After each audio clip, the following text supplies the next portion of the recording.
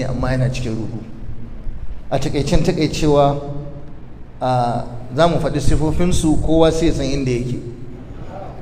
Na farko ashabu almustaqim shine duk abin da malamai suke ta bayani na musulunci.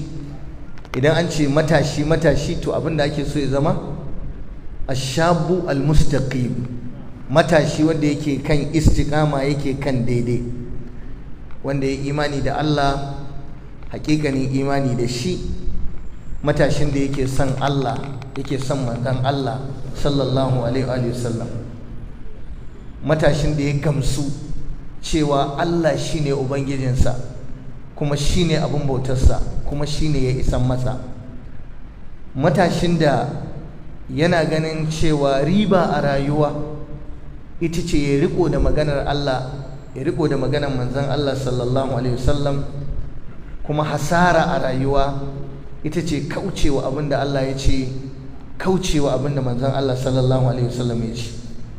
Matashi mustaqimi shine mai bin annabi, mai bin sunnar manzon Allah sallallahu alaihi wasallam, ba dan bid'a ba wanda yake bin kishiyar abin da manzon Allah sallallahu alaihi wasallam ya zo da shi.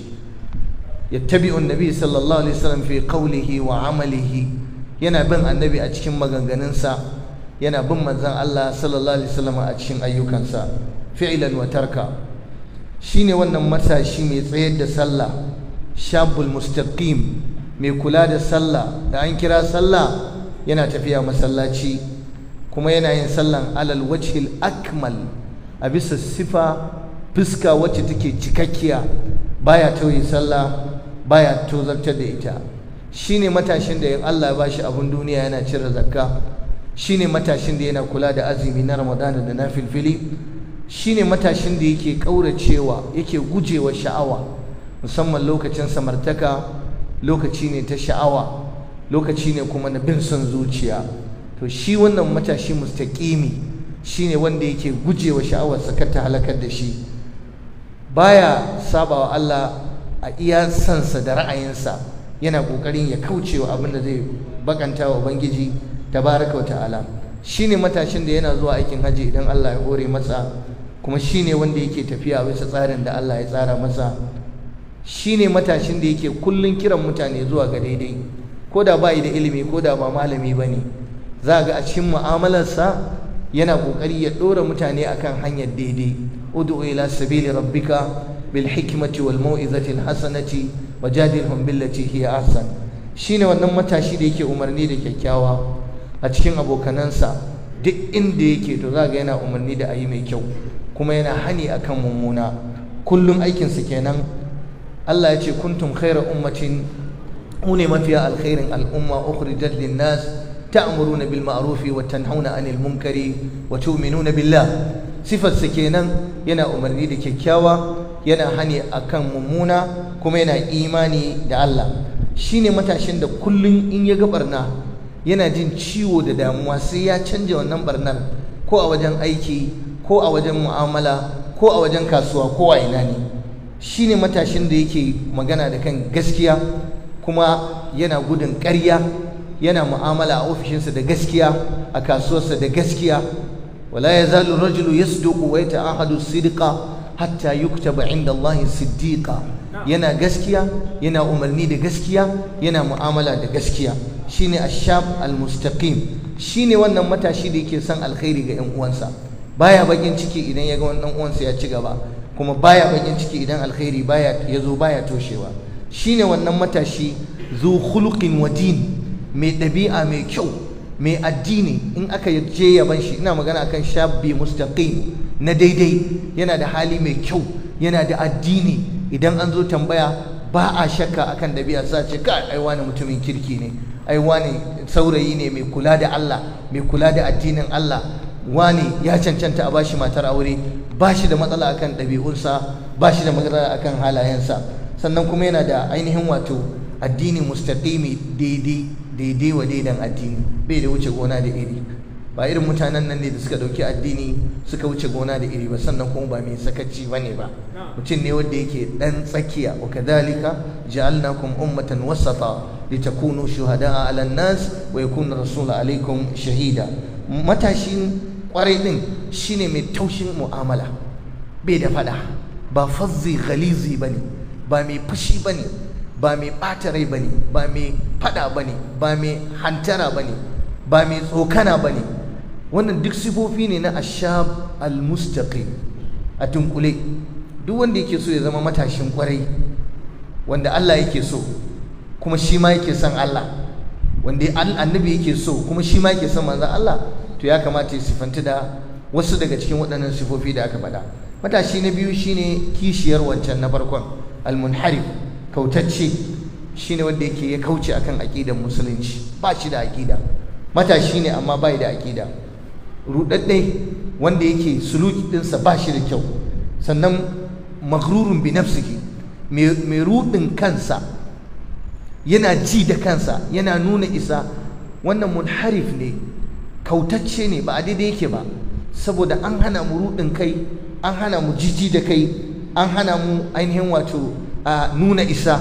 Shine wannan matashi wanda ya dulmiya a cikin munanan ayyukansa, kullum yana cikin barna, yana cikin sabon Allah.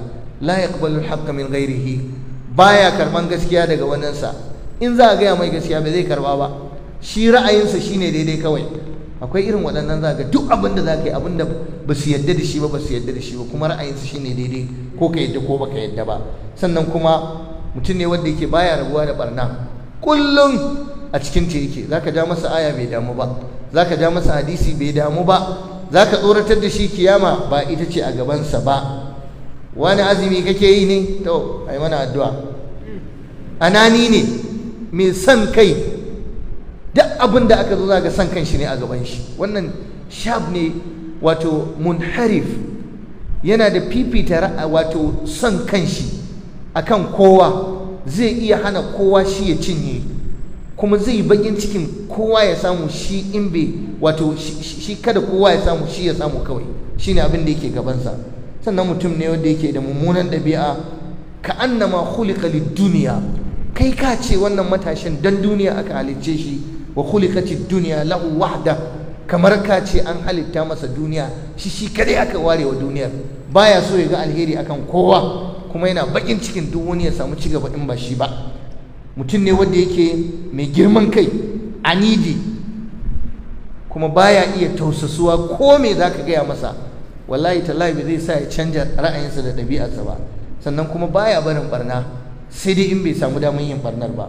Mutum ne wanda bai damu da kulawa da hakkin Allah ba, akan iyayensa, hakkin Allah akan iyalin shi, hakkin Allah akan wajen aikinsa da sauransu. Bai damu da hakokin yan adam ba, duk inda ka bashi amana sai ya cinye ta. Shabun munharif, duk lokacin da ka aminta da shi sai ya ci amanar ka.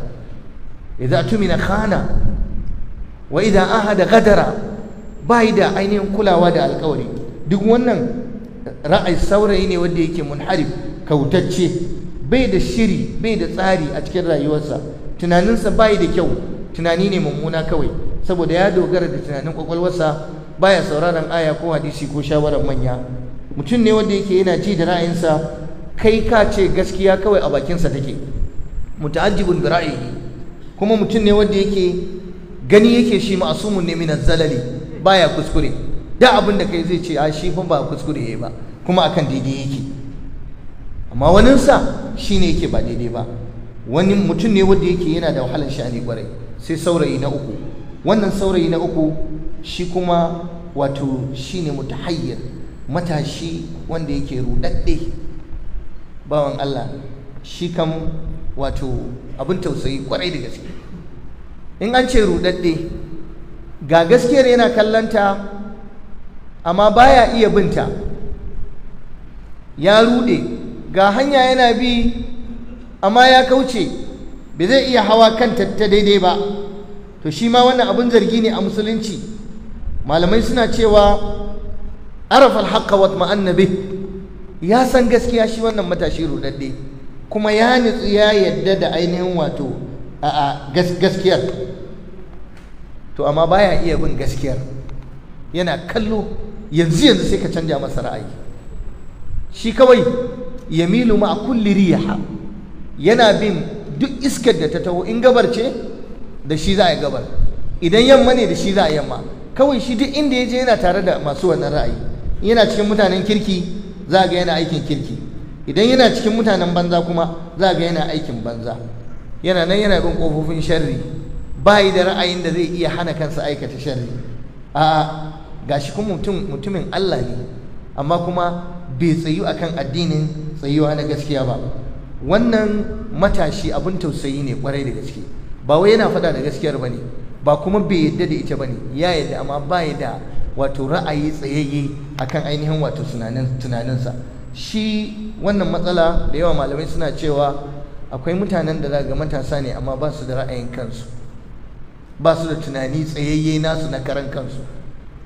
Idan yana cikin mutanen kirki zaga yana zuwa sallah, da zai koma inda ba a sallah ba to kuma ba zai ci gaba da yin sallah ba. Idan yana tare da masu kulawa ba sa zina to shi ma ustaz ne baya zina, amma in yana rayuwa cikin masu zuwa zina to za a dauke shi a tafi da shi a je a yi zina da shi ko a sha giya da shi ko na makamancin wannan. Wannan shine hali guda uku da malamai suka yi bayani dangane da ɗabi'u ko halayen matasanmu a yau. Kashi na farko, kashi na biyu, kashi na uku. Na biya ka bashi abin da ka tambaye. Jazakallah khair. Allah saka da alheri. Bayan Allah kun ji yadda malam ya shiga ya fita ya zakulo mana ɗabi'un matasa ya bayan ya kasa mana su gida-gida, waɗanda musamman na ƙarshe kusan za a iya cewa shine hakikanin halin matashi, domin bai gama cika ya zamto cikakke sosai ba, sannan kuma shi ba za a ce masa yaro ne ƙarami ba. Manufar wannan shine duka ɗauraya da shimfiɗa, amma ina muke so a je? Muna so a je ne zuwa ga ƙulla mutane da rayuwar annabi sallallahu alaihi wasallama, domin waɗancan mutanen waɗanda suka rayu da manzon Allah su ne kaɗai imanin waɗanda in mun yi imani irin nasu za mu zamto cewa mun hau kan turbar daidai. Fa in amanu bi mithli ma amantum bihi faqad ihtadaw. Da wannan malam Jabir nake so ka dawo baya, ka sau hanya amma ba ta bata ba, ka koma cikin rayuwar sahabban manzon Allah sallallahu alaihi wasallam, ka faɗa mana yaya samari suke a zamanin manzon Allah sallallahu alaihi wasallama. Mun ji dai yadda suke a zamanin yau, to amma mu koma baya mu ɗauko daga tushe. To alhamdulillah, in muka koma baya muka ɗauko daga tushe, kaga mun ɗauko da wanda ya fi kowa iya tarbiyya. Kai ka san cewa za a samu matasa samari a lokacin annabi sallallahu alaihi wasallam irin sifa ta farko da ya faɗi, masu istiqama, wanda yake daidai suke, suna yawan ibada, suna son Allah da manzon shi, sun yi imani da Allah da manzon shi, suna ibada, suna qiyamul laili, suna nisanta daga haramun, sannan suna qiyamul laili, suna fita jihadi fi sabilillahi. Wannan addinin na Allah da annabi sallallahu alaihi wasallam ya zo da shi, akwai dattawa ciki masu manyan shekaru, akwai kuma matasa masu ƙananan shekaru. So amma ku tsaya ku ji abin mamaki, dattawa sun fi kowa falala ciki. Yanzu in zaka faɗi wanda ya fi kowa falala a wannan al'umma shine sayyidina Abubakar, sayyidina Umar, sayyidina Uthman, sayyidina Ali, Talha, Zubair, Sa'ad, Sa'id, Abdurrahman bin Auf da kuma Abu Ubaida ko? To amma in ka zo wajen shi kuma aiki da ƙarfi da nuna cewa zaman matashin jini a jika ne, zaka ga duk aikin jini a jika na matasa ne a lokacin annabi sallallahu alaihi wa sallam. Duk al'ummar da ta ci gaba za ka samu tana da ƙarfi guda biyu. Na farko ƙarfin ilimi, don shi a yau za a bar Najeriya a je Ingila karatu, kuɗi aka kai. Ɗaya daga cikin masadir sources da ƙasar Ingila take samun kuɗi shine karatu da ake zuwa yi. Wai saboda me? Tana da ilimi. Kun ga muhimmancin ilimi. Duk ƙasar da ta ci gaba dole sai ta samu mutane masu ilimi. Na ɗaya kenan. Na biyu, duk ƙasar da za ta ci gaba ko al'ummar da za ta ci gaba sai ta samu ƙarfi na soji. Yanzu misa ake tsoron America, ake ganin wa saboda ƙarfin soja, ita tafi kowa budget ɗinta na defense, an haɗa ƙasashe 10 da suka biyo bayan ta bai kai ba. To ba da kariya ta ilimi ga wannan addini da ba da kariya ta soji ga wannan addini, kai ka ce duk matasa ne cikin sahabban manzon Allah sallallahu alaihi wasallam suka yi. Yanzu mu dawo mu buga ilmi. Yanzu ana magana ilmi a addinin musulunci, wanne ne ilmi lamba ta farko? Alƙur'ani. Ilimin alƙur'ani lokacin annabi sallallahu alaihi wasallam dukkanin shi na matasa ne. Annabi sallallahu alaihi wasallam ya ce wa aqra'ukum ubay bin ka'ab. Ubay bin ka'ab yana cikin matasa lokacin annabi sallallahu alaihi wasallam. lokacin da za a tattara alqur'ani lokacin sayyidina abubakar da lokacin sayyidina uthman duk sai da aka nemo zaid bin thabit shi ya zo sai da ya yadda domin sanin ilimin qur'ani da gare shi kun san wane ne zaid bin thabit mutum ne da aka zo yakin badar yana so annabi ya bari ya shiga cikin yakin badar annabi ya ki bari saboda bai kai shekara 14 ba bai balaga ba sai da aka zo yakin uhudu sannan annabi sallallahu alaihi wasallam ya bari ya yi musharaka a yakin uhudu a lokacin yana da shekaru 14 amma da aka zo tattara alkur'ani da za a karanta a wannan al'umma sai da aka nemi yadda shi aka rarrashe shi aka nuna mai muhimmancin aikin ya yadda in ka zo fassarar qur'ani akwai wanda aka ce maturjumanul qur'an wanda babu wata aya da ta sauka face ka samu abdullahi bin abbas yana fassara ta wanda sayyidina umar ya tara sahabbai yana son ya nuna musu girman abdullahi bin abbas suna ganin sayyidina umar na jawo abdullahi bin abbas kusa kusa sai ya tara sahabbai sai ya ce musu akwai wata aya da nake son fassara wata sura da Allah ke cewa idza jaa nasrullahi wal fath mi take nufi suka shiga fassara sai ce ya kai dan Abbas mi kake gani sai ce ina ganin ajalin manzon Allah sallallahu alaihi wasallam ne yayyo kusa ya fassara tun lokacin suka gane cewa lalle Abdullah bin Abbas babba ne suka daina zargin sayyidina Umar a jawo shi da yake Abdullah bin Abbas ko da annabi ya rasu yana da shekara 14 akwai wani hadisi ne cikin sunani Abi Dawud da yake cewa ina ganewa lokacin annabi sallallahu alaihi wasallam idan an gama sallah a masallaci ina ganewa yadda nake jin mutane na tasbihi wasu malamai suka ce lokacin da yake faɗin haka kila ma bai isa zuwa masallaci ba saboda ko da aka fara musulunci ba haifai ba ko da annabi ya zo yana kiran su sayyidina Umar yana kiran sauran mutanen Makka ba amma haifi Abdullah bin Abbas ba amma shine top wajen fassarar alqur'ani in kana son sanin fassarar qur'ani idan muka zo gefen hadisi bayan qur'ani sai me sai hadisi duk waɗanda suka fi yawan ruwaito hadisai daga manzon Allah sallallahu alaihi wasallam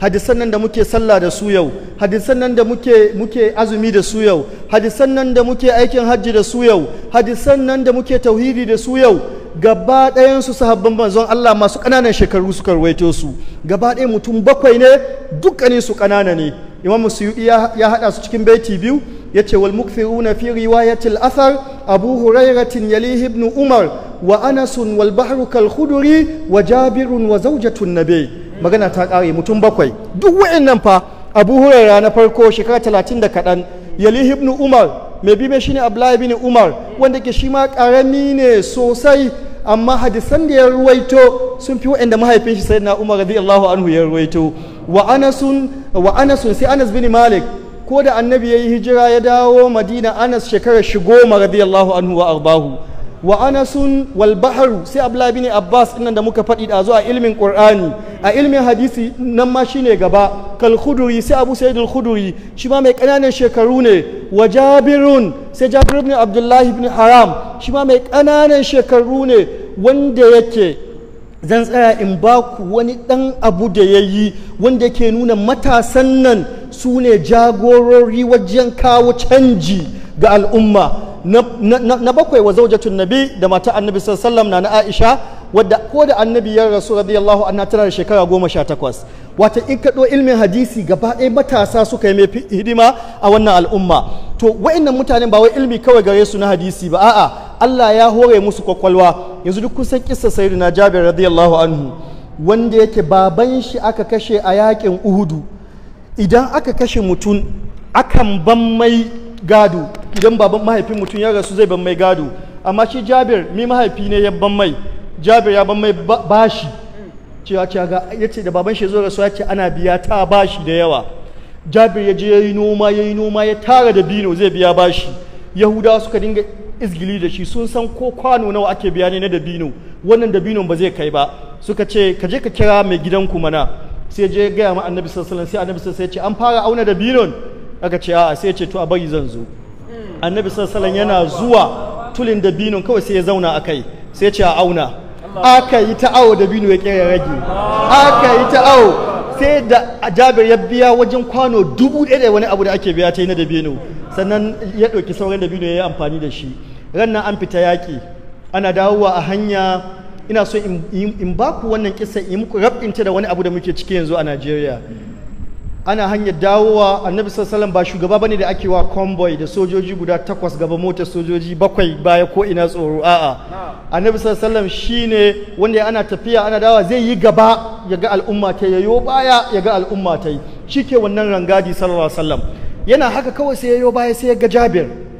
Jabir matashi mai ƙananan shekaru amma alamun tsufa ya fito a fuskar shi ya ga alamun damuwa da Jabir sai ya ce malaka ya Jabir me ke damunka ya Jabir kowa ya tafi an bakka baya sai ce raƙumina ne ya Rasulullahi ya tsufa kuma shi yake tsaye da ni sai annabi sallallahu sai ya yi notice haka sai ya ce to shikenan sai ya ce mai yana son yayi mai mulaqafa yayi mai wasa sai ya ce hal tazawwajta ya Jabir kayi aure ya kai Jabir domin annabi sai da ya gashi cikin damuwa yana so in bai yi aure ba sai annabi ya mai aure sai ko da auren zai tafiyar da damuwa ta yi sai ya ce na'am ya Rasulullahi na yi aure yau idan wani abokin ka yi aure bai gaya ma ba ku yi fada ji annabi sallallahu a lokacin shi ba a taron ɗaurin aure irin Jabir unguwan Madina na gaba ɗaya bata kai rabin wusatu ba amma kuma za a ɗaura aure annabi sallallahu bai sani ba sai ya ce ka yi aure ya ce na yi aure sai annabi ya ce bikram an sayiban a budurwa ka aura ko bazawara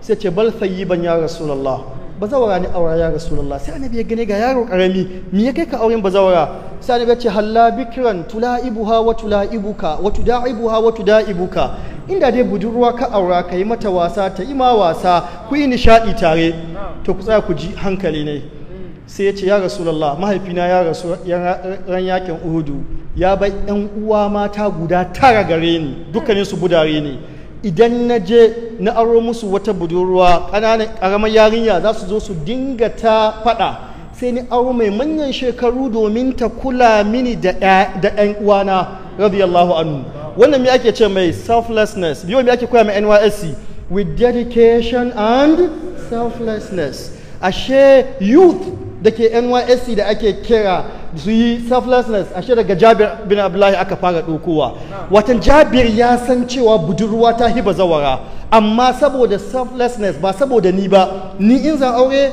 na fi son budurwa akan bazawara amma ina da ƴan uwa mata guda 9 to su kuma maslahar su a kawo musu mai manyan shekaru to ni na danne taura gaba na danne abin da nake so bari a wa ƴan uwana abin da suke so radiyallahu anhu wa ardahu ya kuke samari a yau ya kuke matasa a yau with dedication and selflessness to in babu ma a samu ai kamar Jabir kun ga ilimin hadisi gaba ɗaya nawa ne nasu ne in mun zo ilimin wani ilimi ke bi ma ilimin hadisi ilimin fiqh annabi sallallahu ya ce wa a'lamukum bil halali wal harami mu'adhu shi ya fi ku ilimin halal da haram mu'adhu ko da yan musulunta shekara 18 ko da annabi sallallahu ya rasu shekaru kaɗan 20 da kaɗan amma mu'azu annabi ya ce shi za a tayar gaban wannan al'umma da jifan dutse gaban malaman wannan al'umma yanzu kila akwai sarkin malamai a Kano akwai sarkin malamai a Sokoto akwai sarkin malamai a Bauchi idan ya rasu za a nada wani duk waɗannan malaman wannan al'umma ranar alkiyama sayyidina Mu'adh ibn Jabal shine gaban su amma shekarun shi nawa shekarun shi kadan 18 zuwa 20 da wani abu radiyallahu anhum wa ardahum wannan gefen ilimi kenan idan muka fita gefen ilimi muka koma gefen karfin soji to waɗanda suka taimaki wannan addini a farko ne ya tsayu su ne matasa waɗannan tsofaffin duk da su ake zuwa yaƙi amma in aka rubuto maka bajinta irin ta ƙananan sahabbai matasansu masu ƙananan shekaru za ka yi mamaki yanzu kowa a musulunci ya san Abu Jahali kaga dai Abu Jahali ko dai baka iya larabci aka ce Abu Jahali ka san akwai matsala ka san an bace jahilci kai ka san sai a hankali to Abu Jahali wa ya kashe shi yara ƙanana ne matasa kamar yadda Abdurrahman bin Auf yake ruwaito mu mun san waye Abdurrahman bin Auf cikin asharatul mubashshiruna bil janna cikin manyan sahabbai amma shi ma abin sai da ya bashi mamaki matasa ne waɗanda ba a san su ba yace bainama ana waqifun fi saffi yawm badrin idh iltafaitu fa idha an yamini wa shimali shabani hadith as-sin فقال لي أحدهما يا أرني أبا الجهل قلت وما تصنع به قال أخبرت أنه يسب رسول الله صلى الله عليه وسلم فوالذي نفسي بيده لئن رأيته اليوم لا يفارق سواده سوادي حتى يموت الأجل منا فتعجبت من ذلك فغمزني الآخر فقال لي مثل ذلك فلم أنشب أن رأيت أبا جهل يجول في الناس فقلت ألم ترياني هذا صاحبكم الذي تسألان عنه فابتدراه بسيفيهما حتى قتلاه ثم ذهبا إلى رسول الله صلى الله عليه وسلم فقال كل واحد منهما قتلنا أبا جهل قال فمن قتله فقال كل واحد منهما أنا قتلته يا رسول الله فقال هل مسحتما سيفيكما قال لا فنظر إلى سيفيهما فقال كلاكما قتله إن يعني ما سؤالنا شكروا قد أبي حديثنا تكين بخاري fassara طيب فسر Abraham bin Auf man ɗaya daga cikin manyan sahabbai yace ina tsaye ran da aka yi yakin Badar sai ni ga wasu yara ɗan ƙanana gefe na ɗaya gefe na dama gefe na hagu ɗaya yace sai ni mamaki yace na so a ce ba irin su bane don na san yaro baya jimirin yaki ba haka ake ce muna ba in yaro sama ba ta tabuwa ga yaro sama tawa yaro nisa to babba ya tabo mu gani sai da tawa yaro nisa sai yace na so a ce manya ne waɗanda ke da jimiri sai yace ana nan kawai sai ɗayan su na gefen dama sai ya taba ni sai ce ya ya kai baffa na arini abul jahal guda min cikin kafiran nan wa aka ce mu abu jahali su ba su san abu jahali ba shi ya san abu jahali shi ya fitar da su daga makka sai ce me yasa kake tambaya abu jahali kai ko ina ranka da abu jahali kaga shi bai ma san abu jahali bai girman da ya san abu jahali ba sai ce ukhbirtu annahu yasubbu rasulullahi sallallahu alaihi wasallam labari aka bani yana zagin manzon Allah sallallahu alaihi wasallam la in ra'aytuhu al-yawma la yufariqu sawadahu sawadi hatta yamuta al-ajalu minna yace wallahi in ni gane yau da inuwata da inuwar shi ba za su rabu sai ɗayan mu ya fara mutuwa ko ni ko shi sai ce sai ni mamaki yace sai na haguna sai ma ya taba ni sai gaya min irin haka watan kowane su ya zo da ina jin labarin wani na zagin manzo Allah yau sai ina gama da shi sai yace ba mu dade ba sai na ga Abu Jahal Ibn Hajar yace shi ya ga Abu Jahali amma saboda ya san wane ne Abu Jahali sai ce musu ga Abu Jahal da kuke tambaya kawai suka yi cikin Abu Jahali su biyu suna bugu ne da takobi sai da ya mutu sai da suka ga alama ya ɗauke wuta suka sheka inda Annabi sallallahu alaihi wasallam zamu bashi albishir wannan da ya wahalar da shi ya fitar da shi Makka da shi da sahabbai nai yau mun gama da shi suka ce ya Rasulullahi mun kashe Abu Jahali sai Annabi ya ce wa ya kashe shi cikin ku فقال كل واحد منهما أنا قتلته يا رسول الله أنا قتلته يا رسول الله كون سيتش ني نكشش يا منزل الله ني نكشش يا منزل الله sai annabi sai ya ce hal masahtu ma sayfaykuma kun shafe takobinku suka ce a'a sai ce ku gwada min takobinku annabi sallallahu yana da ilimin da in an yi kisa da takobi zai gane da wannan takobi aka yi kisa sai kowane su da takobi sai annabi ya diba sai ce kila kuma qatalahu duk ku biyu kun kashe shi watan kowane ku ya buga makasa inda ɗayan ya buga inda ɗayan bai buga ba da ɗayan da zai mutu ma so kun ga ƙanana masu ƙananan shekaru kun ga abin da suka wa musulunci in an tashi zuwa yaƙi kuka suke yi fa su sai an je yaƙi ba ice cream ake sha ba amma suke kuka su tafi domin su wa addini da aka zo bayan shekara ɗaya ta dawo aka zo yaƙin uhudu me aka tara yaƙin uhudu ko da aka zo yaƙin uhudu annabi na screening in baka kai shekara 14 baka balaga ba za ka tafi ba just in bello ake ce mai yau an kai cewa yaƙi akwai ƙa'idodi akwai wanda ya isa ya tafi wanda bai zuci a gaban wasu abubuwa sabbin abubuwa ne duk musulunci ya shar'anta su a baya don haka annabi na screening sai ya zo ga samura bin jundub sai ya ce kai dan karami fita ba za ka ji yaƙi ba sai ya zo ga rafi bin khadij sai ya ce kai ma kai karami ba za ka fita ba sai rafi bin khadij sai ya je wajen mahaifi ne sai ya gaya mai gani ina so in tafi yaƙi kuma annabi sallallahu ya hana ni kaje kai mai magana sai ya zo ya samu annabi sallallahu sai ya ce ya rasulullah rafi bin khadij ya iya halbi yana da saiti wajen halbi tunda yaƙi za a yi kada a kula da shekarun shi zai yi saiti ne na yaƙi saiti ne na halbi ya amfane mu annabi sallallahu mai karɓar shawara ne sai ce gaskiya ne ya tafi kawai da haka yin saurawa samura bin jundub sai samura ya zo inda annabi sallallahu ya ce ya rasulullahi ajasta rafi'an wa rafattani walau sara'atuhu la sara'atuhu ya manzo Allah ɗazu ka hana mu da ni da rafi bin khadij yanzu kuma ka ba rafi permission ka yadda ya zo ni kuma in ni kokuwa da shi ina iya kasai sai annabi sai ce kana iya ka da shi yace ya zo ayi kokuwa sai aka kira samura bin jundub aka kira rafi bin khadij da ya iya halbi aka ce bismillah www sai aka fara sai samura bin jundub kuma ya ɗauki rafi bin khadij ya buge ya faɗi gaskiya sai annabi ce to duk ku tafi kai zaka taimaki musulmi da iya saitinka zai yi ayo wata kwana da babu makami ko kuwa za a yi kai kuma ka taimaki musulmi wajen wannan ji yara masu ƙananan shekaru da suka taimaki addinin Allah Usama ibn Zaid shi annabi sallallahu alaihi wasallam ya aza ya tafi yaƙi lokacin da zai rasuwa ana ta cewa ƙarami ne bayan ya rasu yaƙin Musailama sai da Abubakar ya hau cikin hudubar da ya ce kuna tsammanin zan canza Usama ibn Zaid wallahi ba zan canza shi ba tunda annabi sallallahu alaihi wasallam ya shugabantar da shi kuma ya je aka yi nasara a yaƙin Musailama don haka su sahabbai matasansu sun ba da gudunmuwa fiye da yadda kake tsammani su mutane ne masu istiqama فهؤلاء آبائي فجئني بمثلهم إذا جمعتنا يا جرير المجامع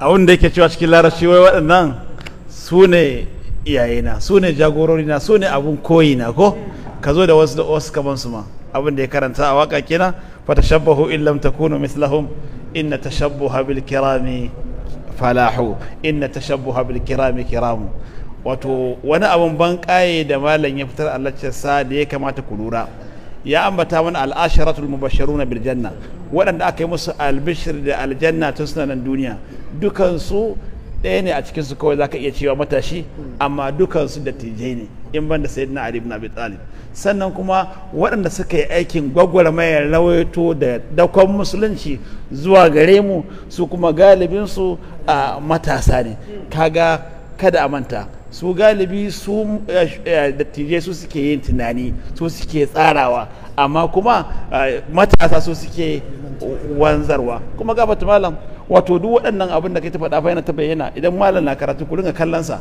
za ku yana bayyana a cikin me a cikin laccarsa ku ringa duba yanzu malaman mu sun zo sun yi laccoci za ga yanda suke gabatarwa yanda suke yi da kuma irin yanda su waɗannan suke yi za ga hata hakika me shekaru wani abu ne a garba kalla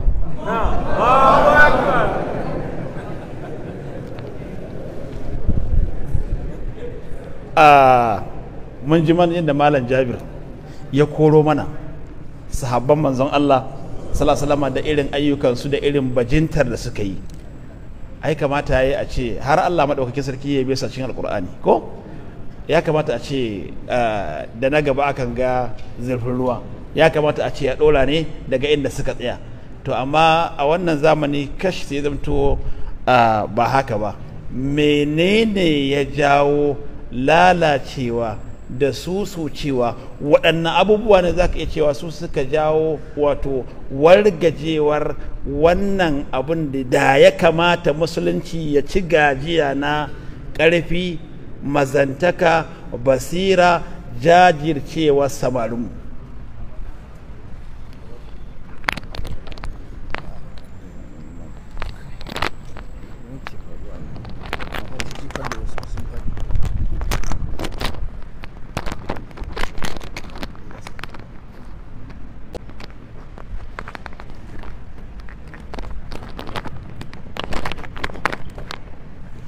ina ta jiran Dr. Jabir ya faɗi wani abu amma ban sani ba me yasa bai faɗa ba da yake ni na fi shi buƙatar wannan abin zan yi bayani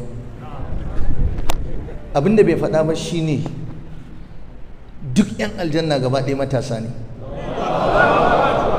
ya Allah ka fara shigar da ni kafin ka shigar da su ni ban ga abin da aljanna ta maka ba da ba za ka yi bayani a kanta ka ce ka tuba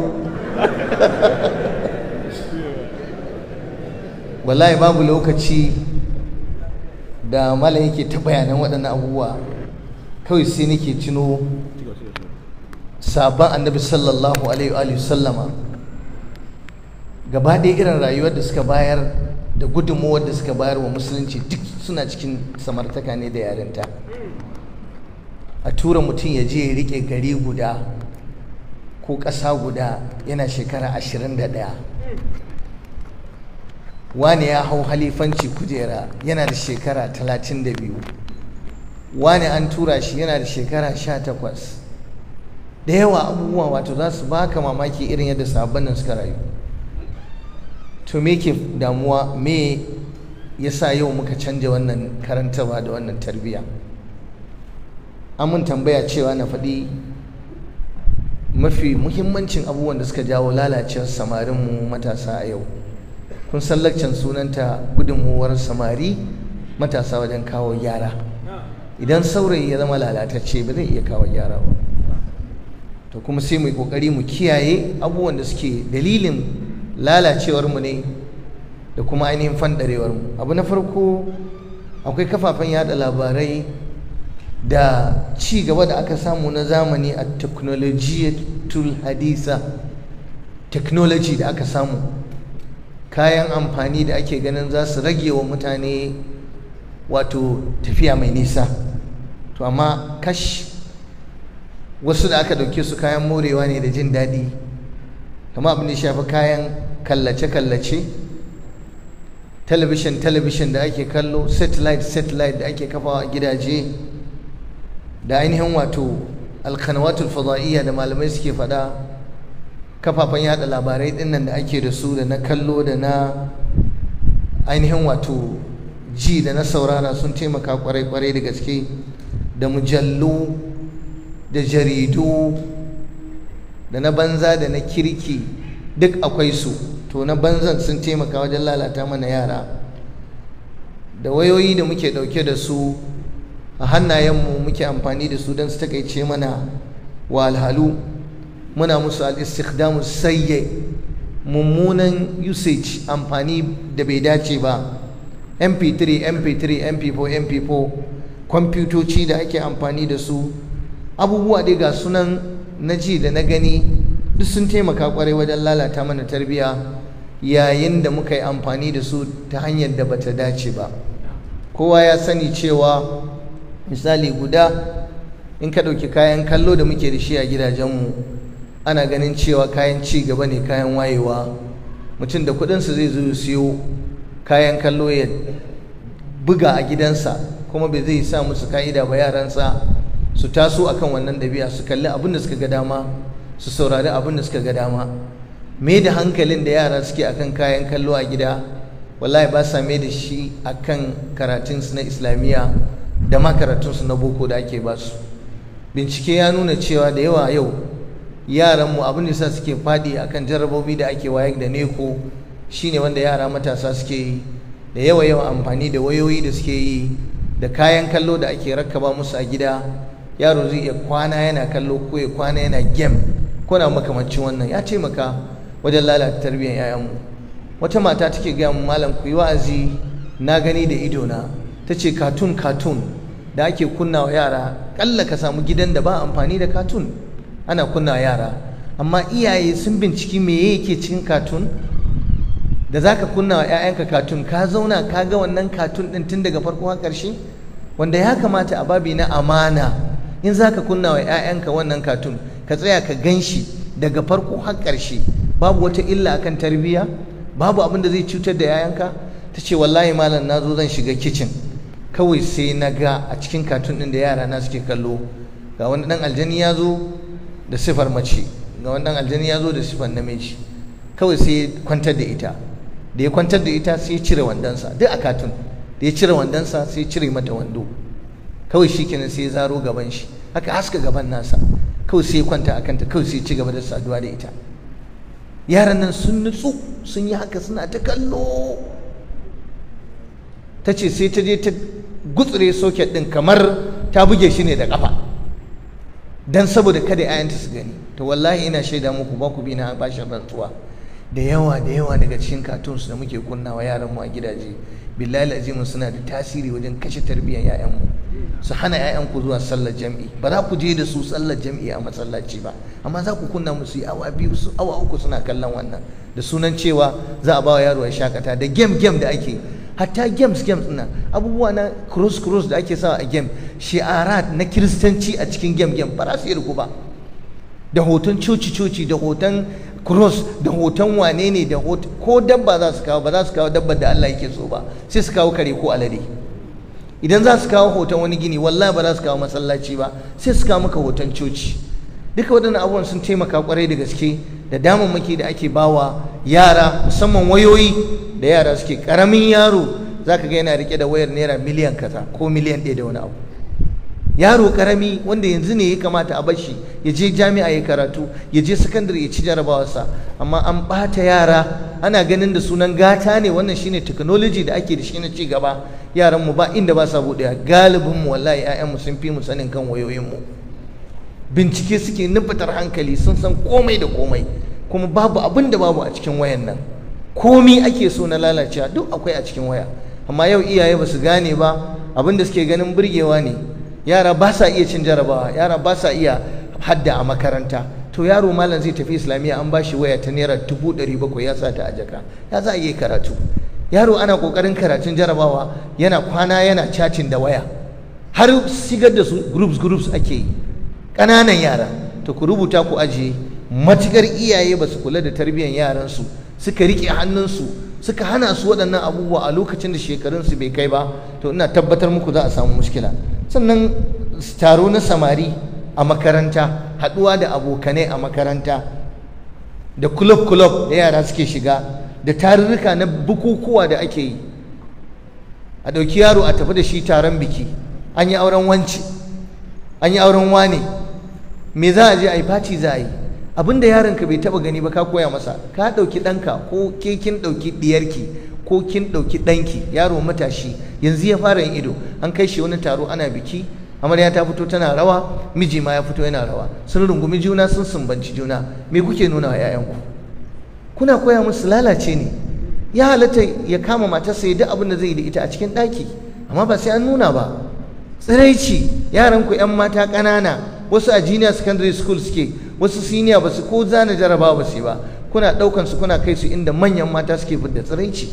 Sun fidda tsiraicin, sun bayyana jikinsu, kasiyatun ariyat ma'ilatul mumilat ru'usuhunna ka asnimatil buktil ma'ila la yadkhulna aljanna wa la yajidna rihaha. Manzo Allah ya ce ga sunan sun sa kaya amma tsirara suke yawo, kasiyat ariyat, sun bude gashi, sun daddaure gashi, sun fito da shi fili, suna kada jiki, suna kada duk fitina, ana yadawa, ana kallo, ana tafi. ƴaƴanku suna zaune da ku da su, an zo taron biki da uwar miji da uban miji an haɗu, yarinya budurwa ta fito tana rawa, angonta yana rawa, sai kuma a zo a yi kiɗan uwar ango da uban ango da uwar amarya da uban amarya. Wallahi haka ake a ƙasar nan. Su zo su yi rawa, tsohuwa tsofai da ita, wata tsohuwa da aka nuna mun tana rawa kakakar billahi azimun, tana tsaye sai da ta je har ƙasa. Nace lalle wannan matar ma kira ce ba karama ba. Tana tsaye fa tana nadewa sai da ta je harkar. Nace ta tuna da kenan. Aka yi ihu, aka ɗauki hoto, amma abin da zai baka tausayi malam, uwar wani ne. Yanzu wannan al'ummar da take wannan abin ita ce za ta ce tana son tarbiyyar 'ya'ya? Kun koya wa 'ya'yanku kunya? Kun koya wa 'ya'yanku sani ya kamata? Kun koya wa 'ya'yanku mutunci? To wallahi a gidajen bukukuwan muhafalat da muke ɗaukan 'ya'yanmu da 'yan matanmu muna kai su, muna ɗaukan makami ne da kanmu, muna kashe tarbiyyar 'ya'yanmu. Ko ku yadda ko ba ku yadda, ko ku ji daɗi ko ba ku ji daɗi ba, da tafiye-tafiye da ake ɗaukan yara a tafi da su wurare da yawa da sunan makaranta ko excursion ko wani abu makamancin wannan. Duk wanda ya ɗauki ɗansa ya kai shi makaranta, ya tabbatar wace makaranta ya kai ɗansa. Muna fa magana ne akan menene sababin lalacewar tarbiyyar yara. A cikin makarantun da kake kai 'ya'yanka, billahi azimu akwai makarantar da dalili ne na lalacewar 'ya'yanka. Komin tarbiyyar da kake wa ɗanka a gida, yana zuwa ya zauna da abokinsa, su zauna a aji awa 3 awa 4, ba dole ya koyi tarbiyyar shi ba. Kai da kake uban shi baya zama da kai wannan awannin da yake zama da wannan abokin shi. Yaro karami muka samu yana da matsala, yana ta faɗe wa yara ƙanana, 'yan ƙananan yara, ɗan ƙaramin yaro wanda junior secondary school yake. Da haka zaunar da shi aka yi mai interview, aka ce ina ka koyi wannan, ya ce a makaranta. Waye koya maka? Ya ce abokin shi ne yake yi. Kuma abun bakin ciki, yaron nan da ya zo yin wannan abun da kannansa yara yake 'yan shekara 6, 'yan shekara 7, duk kannansa ya ce ba wanda bai mutu faɗe ba, amma abokinsa ne a aji ya koya masa, shi yana yi. Ga sata tsiya, sata ɗauke-ɗauke, a ina ya koya? Abokinsa yana sato kuɗin uban shi yana zuwa da shi makaranta, ana kashe musu a break suna ci suna sha. Da wani abu da aka kama shi yaron nan yana yi, ba zan iya faɗan shi ba, na ce a ina ka koya, ni na interview da yaron nan, sai ce a kwamfutar malaminmu. Idan an yi break malaminmu yana ba mu kwamfutar sa mu duba, sai muke shiga bidiyo sun sa muna duba, ya ce anan na gani na koya. Amma muna ganin kamar ci gaba ne. Yau waye a cikinmu idan zai kai ɗansa makaranta yake tunanin tarbiyyarta? Abin da ya dame ku ina ake cin jarabawa, wacce ce mai tsada? A'a, tsada ne idame ku, don kuna ganin mai tsada shine za a ba da ingantaccen ilimi. In an ba shi ingantaccen ilimi kuma aka lalata mai tarbiyya, mai riba? Ina 'yan bokon cikinmu da ba za ku zo ba, ku da kuke da kishin addini, kuna da ilimin bokon nan, ku buɗe makarantu kuma ku sa tarbiyya ta musulunci a ciki. Muna da bambanci, mu musulmi ne, muna da addini, za mu yi karatun boko, amma a sama mana malamai masu amana. A samu malami yana neman yarinya, da yawa wasu makarantun har soyayya ake da ƙananan yara, ko kaga malami yara ko yarinya wai yara ko ta ged yana taba kafadarta, baby yana taba mata yana cewa sai gobe, ko bata damu ba, kai ma baka damu ba, kana nan ka je daukan yarka. Duka waɗannan ku rubuta ku aje, yana cikin sababbai da dalilai da suke lalata mana tarbiyya da kuma munanan abokanai. Alqurana su wa tawjihu sayyi, abokanan banza da kuma mugun ainihin wato tunatarwa. Ina shaida muku wallahi tallahi malam, idan ba mu kula ba, ‘ya'yanmu wallahi wasu za su yi sababin halakar mana da ‘ya'ya, su halakar mana zuriya gaba ki daya. Malam halakca ake yi, ana koya wa yara yaya za su rinka yin neman maza a tsakaninsu, mata ya za su nemi ‘yan uwansu mata. Yarinya muka samu malam, uwarta tana neman ta, a taujihu sayye, bad guidance kenan. Uwarta, me uwarta? Kishiyar uwarta mutuwa ta yi, da haka kishiyar uwarta sai ta mai da ita kamar matarta. Ta ce wa yarinyar, kwata-kwata yarinyar ko sakandare ba ta zana ba wallahi, ta ce karki aure wahala ne, yanzu ga hanyar za ki samu kuɗi. Yarinyar da kanta take mun magana, take cewa malam kwana take da ni, matar ubana ne, amma ba zan iya yi babana magana ba, dan babana ya yarda da ita. Ta rasa inda za ta sa kanta. Ka san me? Lesbian, maɗugo, mace ta nemi ‘yar uwarta mace. To wannan kuma ka rubuta ka ajiye, duk mutumin da ya je aure bai binciki tarbiyyar mata ba, ikawo ta gidansa, billahi azimu ka kawo kanka guba, ta kashe ka, ta kashe ‘ya'yanka, ta kashe maka tarbiyya a gidanka, kuma Allah ya jarabe ka da son ta, ba za ka iya rabuwa da ita ba. Mayin mata, ƙwarai kuwa shi ne abin da yake faruwa. Me yake da? Ta ce dare guda take ɗauke a kanta. Ina babanki? Ta ce ba mai zama ba ne, in ya tafi gari kaza baya dawowa sai karshen sati. Uwarta take koya mata wannan. Nawa abokanai suka koya wa yaron kwarai, kaga wani ya koya masa lalata, ya koya masa shaye-shaye, ya koya masa kaza, ya koya masa kaza. Ku kula da waɗannan abubuwa ne masu muhimmanci. Haka idan ka lura da ita kanta family da mutum ya tashi, usra tana da tasiri wajen lalata tarbiyyar yaro ko inganta masa tarbiyya. Da yawa zaka ga mutane ana samun mushkila, rashin kulawa da yayansu. Kaga misalin rashin uwa, rashin uba, ka tashi kana rayuwa a cikin yan uwa da dangi, ba uwa ba uba, yana da tasiri kwarai. In baka ci sa'a ka tashi a family na kwarai ba, tarbiyyar ka ta lalace. Ba uwa ba uba, watakila sun tafi wajen aiki. Ba uwa ba uba, watakila an samu matsala, sun rabu. Uba ya sake mata, yana da ‘ya'yan mata, yana da samari matasa, ta taso a hannun wasu. Rashin uwa a gida ko rashin uba a gida, an ɗauki ‘ya an kai ta gidan wani riko, ko da gidan yayanka ne ko gidan ƙaninka, yana da tasirinsa. Da haka ku rinka rike aurenku, ku daina sake-saken aure. Wani lokacin idan mutum zai rabu da matarsa, ya duba arzikin da ke tsakaninsa da matarsa na tarin ‘ya'ya da yake da shi. In ka saki wannan matar, wacce mace za ka ɗauko ta kula maka da tarbiyyar ‘ya'yan nan? Waɗannan yara matasa da suke ƙoƙarin shiga jami'a, wa zai musu tsawa, wa zai kula su? Kana jin zai ji tsoron matarka, kishiyar uwarsa, wanda daman faɗa suke yi? Kana jin wannan yarinyar budurwa, waye zai kula da ita? Babu. Da haka rashin uwa a gida da rabuwa tsakanin uba da uwa yana da tasiri kwarai wajen lalata tarbiyyar ‘ya'ya. Sai yaro ya tashi ba wanda yake kula da shi, shikenan sai bi mashaya, sai bi masu ɗauke-ɗauke da sauransu. Don haka na sani mata suna da matsaloli, kuma mutum yakan shiga damuwa wani lokacin ya rike mace, amma akan rike mace a yi haƙuri da ita saboda kulawa da tarbiyya. Ko yaya duk lalacewa, wallahi malam gwanda yara suna ƙarƙashin uwarsu akan suna ƙarƙashin uwar wani. Kuma galiban ku ba masu zama ba ne, kai mai yawo ne. Kuma ina gaya muku wani abin da muke mantawa, galiban duk inda ka ga mai gida, wallahi maza su suke fara mutuwa su bar mata da yaya. Ku rubuta ku ajiye, mai gida kaza ya mutu ya bar ƴaƴan mata guda kaza da samari kaza. Mu muke riga su mutuwa, matan mu sun fi mu dadewa, ko ya aka yi wallahu alam. Haka ne. Kuma na baka assignment ka je ka duba, yanzu babu buƙatar ka kula da tarbiyyar ƴaƴanka kafin ka mutu? Babu buƙatar ka sa ido akan wace mata za ka auro, wacce za ta kula maka da ƴaƴa? To ku rubuta wannan ku aje, shi ma yana ciki. Internet da yara suke shiga, internet da yara suke shiga. Yanzu an bincika cewa majority internet din nan ba abin da babu a cikin internet. Kashi 63 na mutanen duniya wanda suke yawan shiga internet suna amfani da shi matasa ne. 63% 'yan tsakanin shekaru 12 zuwa 17. Na'am, ba sai na muku bayani ba, ba bala'in da babu a ciki. Akwai zina, akwai luwaɗi, akwai caca, akwai shan giya, akwai sata, komi kake so duniya ce, ba abin da ba za a koya ma ba da bin Allah da bin shaidan.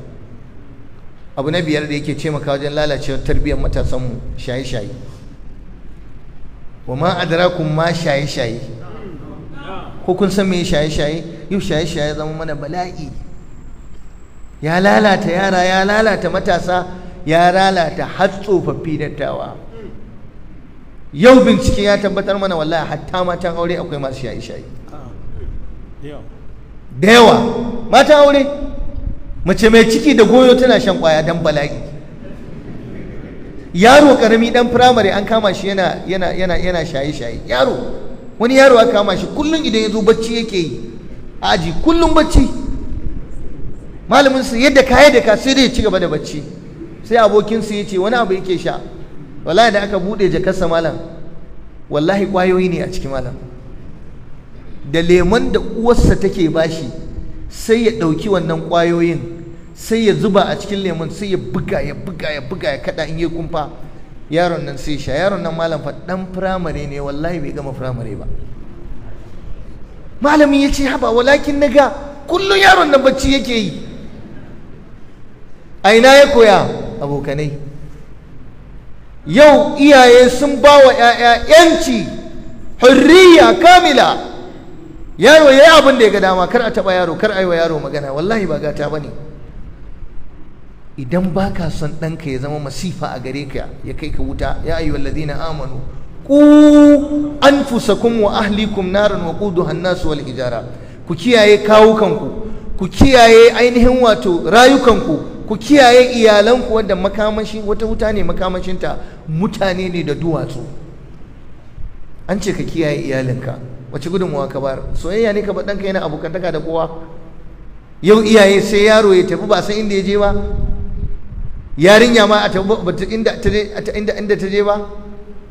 Kaga yarinya karama bilal azim ya shekara 17 ta tafi wai Ingila, wai ta tafi America, wai ta tafi yarinya ya shekara 17-18, wai hutu za ta yi, wai za ta tafi. An ba ta kudin hotel, an ba ta daloli, an ba ta komai. Kuma ka ce kana musulmi, kuma kana kula da tarbiyyar yarka? Ka san da wa za ta tafi? Ka san da wa za ta haɗu?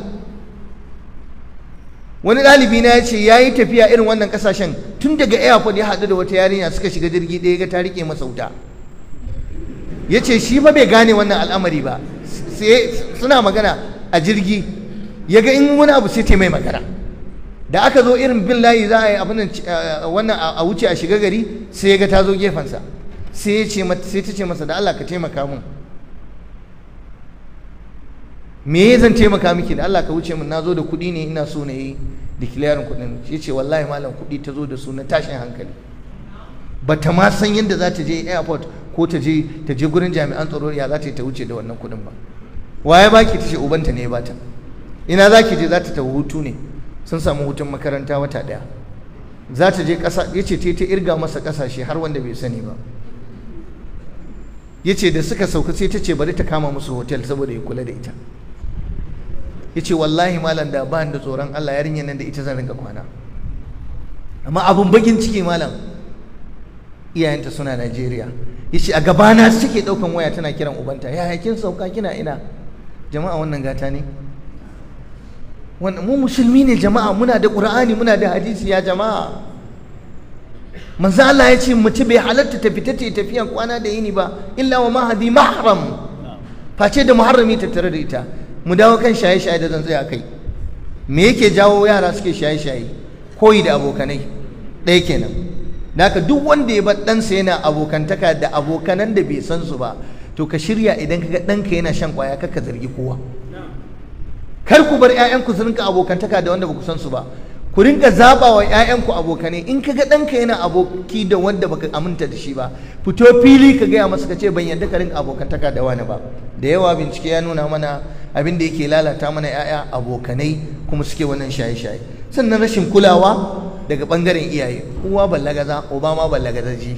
An samu gata an bar wa yara su yi abin da suka ga dama. Ba mamaki dan yaro yana kwana yana shan kwaya ba wani abu bane. Sannan ɗaya daga cikin 'ya'yan gida in yana shan kwaya to kar kai mamaki wallahi sai ya yafa wani. Matukar kuka bar ɗaya yana shan kwaya ko ɗaya tana shan kwaya sai sun yaba wani. Yarinya budurwa 'yar kwaya wannan da ido na gani, ta hawa mashin tana bakin ta ya ja tana wallahi malam da ido na gani. wani dan uwa ce malam kaga wannan yarinya ce budurwa ko aure ba ta yi ba, shekara 10 ne, ta sha kwaya ta koshi, saurayi ya zo hira wajen ta a buge. inna lillahi wa inna ilaihi raji'un. mummunan mu'amala ta iyaye, lokacin da iyaye suke muguwar mu'amala wa 'ya'yansu zai iya yi wa 'ya'yansu fandare su je su kama shaye-shayen kwaya, wannan dai ya tabbata. sannan kuma shagaltuwan iyaye da wasu ayyuka daban, ba su kulawa da tarbiyya. mutum kullum neman kuɗi, 'ya'yanka ba su da lokacinka, ka tafi ofis tun daga safiya sai dare, ita ma hajiya ta tafi ofis, kai ofis ita ofis, waye zai kula da yaya? ba ku san me yayanku suke ba, ba ku haɗuwa da su, 'yan aiki suke kulawa da su. kun shagaltu da wasu abubuwa daban, ba ku ba wa 'ya'yanku aiki hakki ba. ko aiki za ka yi don Allah ka ware wa 'ya'yanka lokaci da za ka rinka zama da su. kun ga zama a gida ɗin nan uba ya zauna da 'ya'yan shi kana kallon su, wallahi ba karamin tasiri ne da shi ba. kaga cin abinci tare da yara, kaga hira tare da yara, kaga fita kasuwa tare da yara, fita masallaci tare da yara, yana da tasirinsa babba. rashin yin haka kuma wallahi za su je su zaɓi wanda zai je su yi. sannan abin da ya shafi wato ainihin wato saɓani tsakanin uba da uwa. ɗa ya ga uba yana faɗa da uwarsa, uwa tana faɗa da ubanta da mijinta. wannan yakan sa yaro ya fandare ya kama duniyarsa, ya ce to su ma faɗa suke yi, waye zai mana faɗa a cikinsu. sannan rabuwarsu, saki, yawan saki, auri saki. yanzu wani zaka je ka tarar da 'ya'yan a gidansa, 'ya'yan yamun. wani yaro ya kira ni ya ce da Allah akram kallahu ina neman fatawa. na ce me ya faru? ya ce tsakani da Allah malam a yi haƙuri, muna jin wa'azukan da kuke amma gaskiya babanmu bai da mutunci. na ce subhanallah, kai ka daina kallo na, ka daina kallo na ce ma. wato magana ce ta bashi mamaki. wallahi malam akwai yaron da ya zo ya same ni yana huci, daga garin ku ya zo, baran faɗi abin yana huci, Allah nake gaya maka. ya ce wallahi malam sai na buge babana. na ce kai, ya ce fatawa kawai nake so ka bani. malam ka san me ya faru? shi wannan mai buge ubansa ya ce faɗa suke yi da mahaifiyarsa. ya ce in yi zo yi ta dukan mahaifiyarmu a gabanmu, ya dake ta sai ta yi kuka ta zubar da hawaye. ya ce malam wani lokacin rauni yake mata. ya ce malam wallahi ba zan iya ganin wannan abun ba, da haka wallahi duk da ya sake dukanta wallahi sai na rama mata. yanzu daidai ne wannan mutum ya zo yana faɗa yana dukan abin nan, wannan wani irin mutum ne kai, kamar baka da abin nan. shi kuma wancan me ya same shi, me dalili da yasa ya faɗi abin da ya faɗa? shi din ma dai iyayen ne ya ga suna yin abin da yake ba daidai ba, babu jituwa a tsakaninsu, babu zaman lafiya a tsakaninsu. Yanzu mutum wai sai ya zo wai gaban wai matarsa, baki da mutunci, baki da kirki, kuma a gaban 'ya'yanta, wallahi zan ɗau mataki a kanki. Yanzu kwanan nan aka amma wani kes, wani ya zo ransa ya ɓaci ya ce da matar gidan da 'ya'yan gidan, ya ce don ubanku kowa ya fita daga gidan nan. Wallahi malam ya kore su gaba ɗaya. Kai tsiyarka kenan, ana faɗan gaskiya baka so a faɗa. Bari ma tsaya a nan gurin tun da ka takura mu wallahi.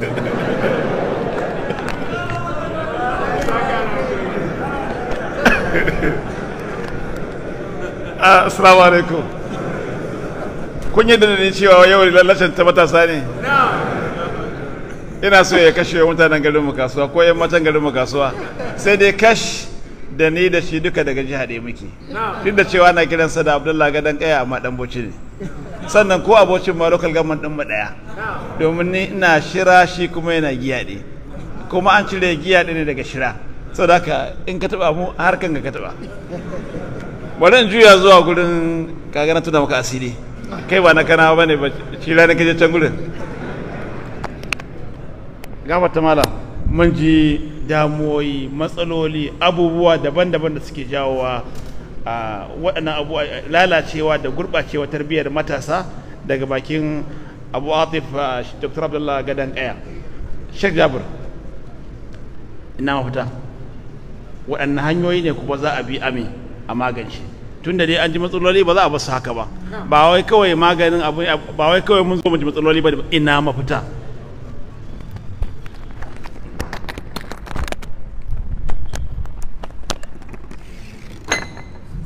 Alhamdulillah wassalatu wassalamu ala rasulillah wa ala alihi wa sahbihi wa man wala. Mafita, abubuwan da Sheikh Abdullah ya faɗi suna shiga jiki kwarai da gaske. Labarai ne waɗanda yake dukkaninsu na gaskiya, wanda shi ya yi mushahadar su kuma muna ta mushahadar irin su. Duk wanda matsayin da ake kawo mai ƙara na gidaje za a kawo mai wasu abubuwa da ba sa faɗuwa. Wani abu akwai abin da baya ma faɗuwa, kasan in ka faɗi ma jama'a za su ce ba haka bane.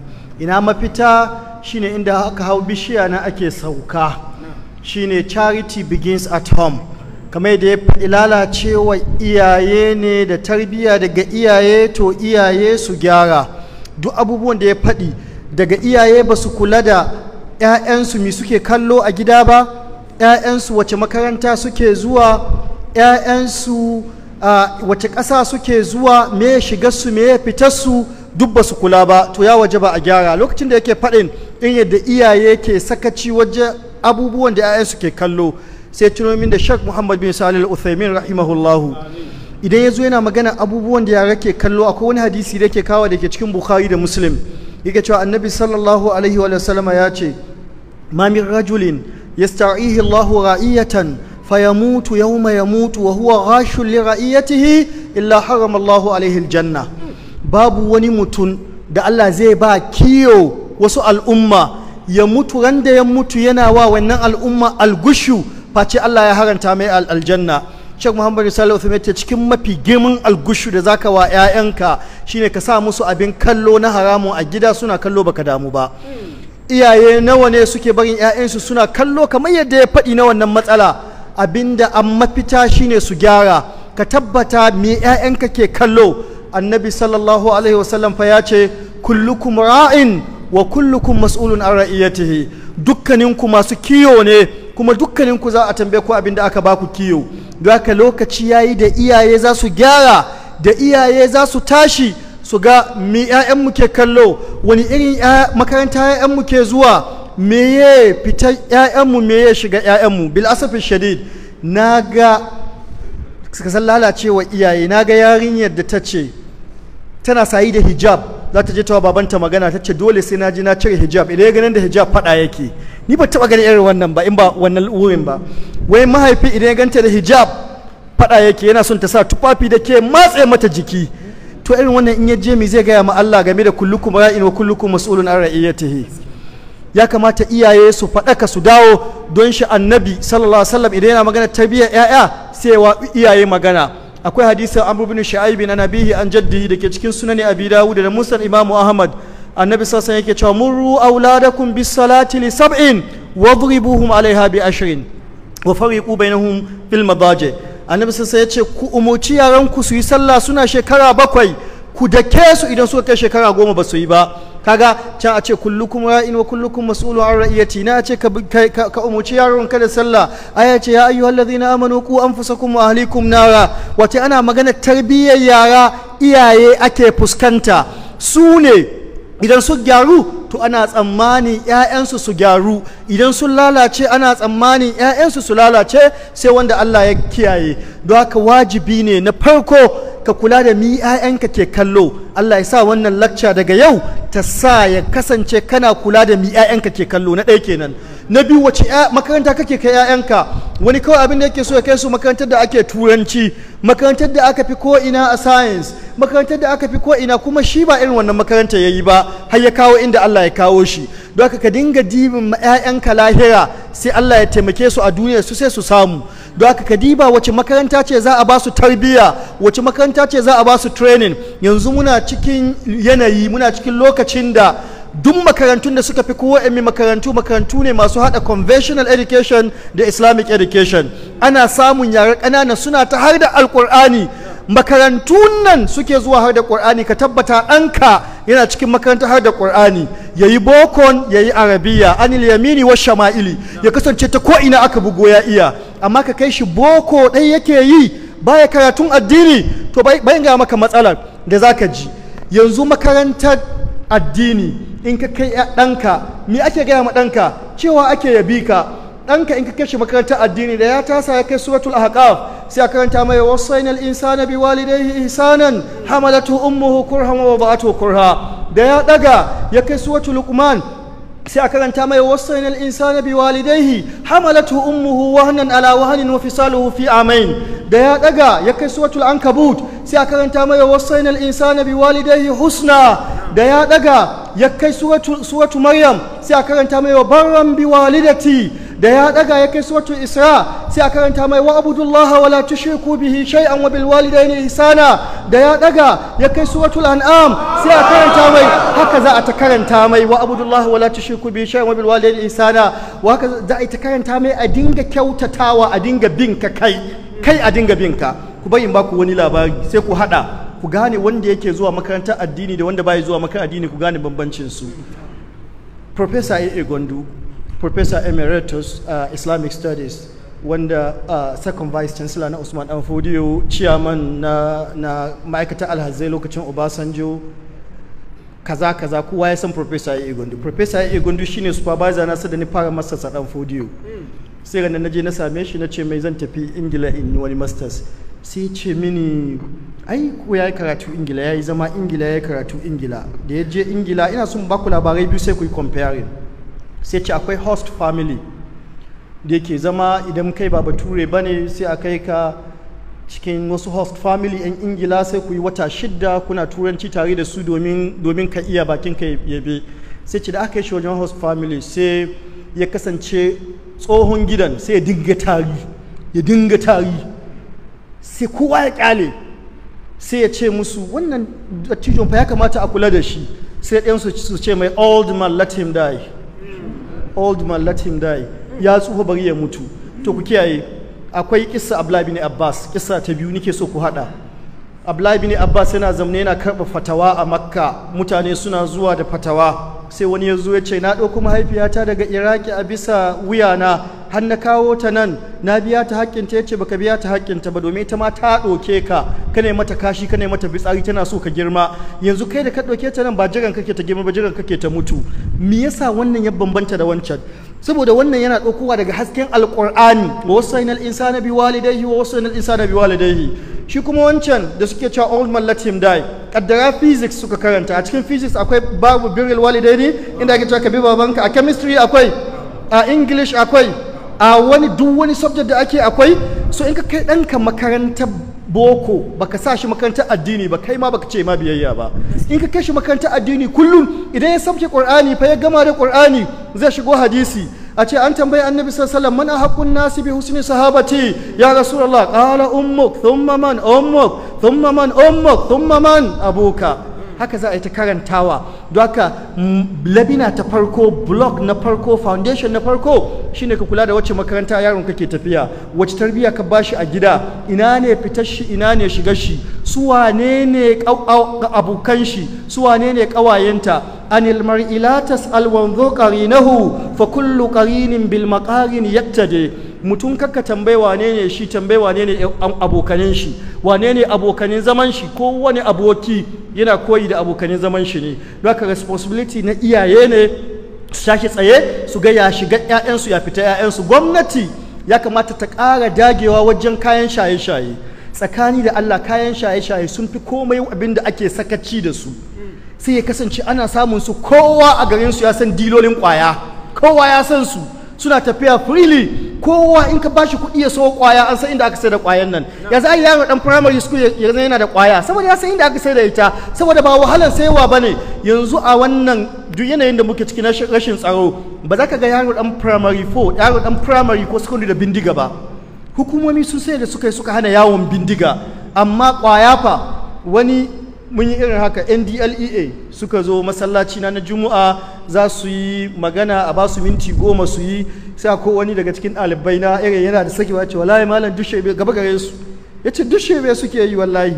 unguwanmu akwai 'yan shaye-shaye da ni gansu sai ni lallaba ni je hukumar sai ni gaya musu cewa ga fa 'yan shaye-shaye na gani unguwanmu kaza kaza. ya ce gobe sai 'yan shaye-shaye nan suka zo gida suka ce ba alhaji muna ganin kimar ka wallahi jiya ka je ka kai karan mu so da Allah ka sake ka babu wai abibu wai ayyuka. sai ce sai ta babaki ya za a yi in lallaba in koye je kai kara sai da a ce to ku yi anniya fa kuna yi akwai alhaji wani yana gari ku kuma ya kawo karar ku. don haka lalle hukumomi suna buƙatar su ƙara zagi damtse wajen hana kayan shaye-shaye suna yawo. abu na uku, malaman addini su ma su ƙara dagewa kamar yadda muka faɗi ana saurayin maganganunsu.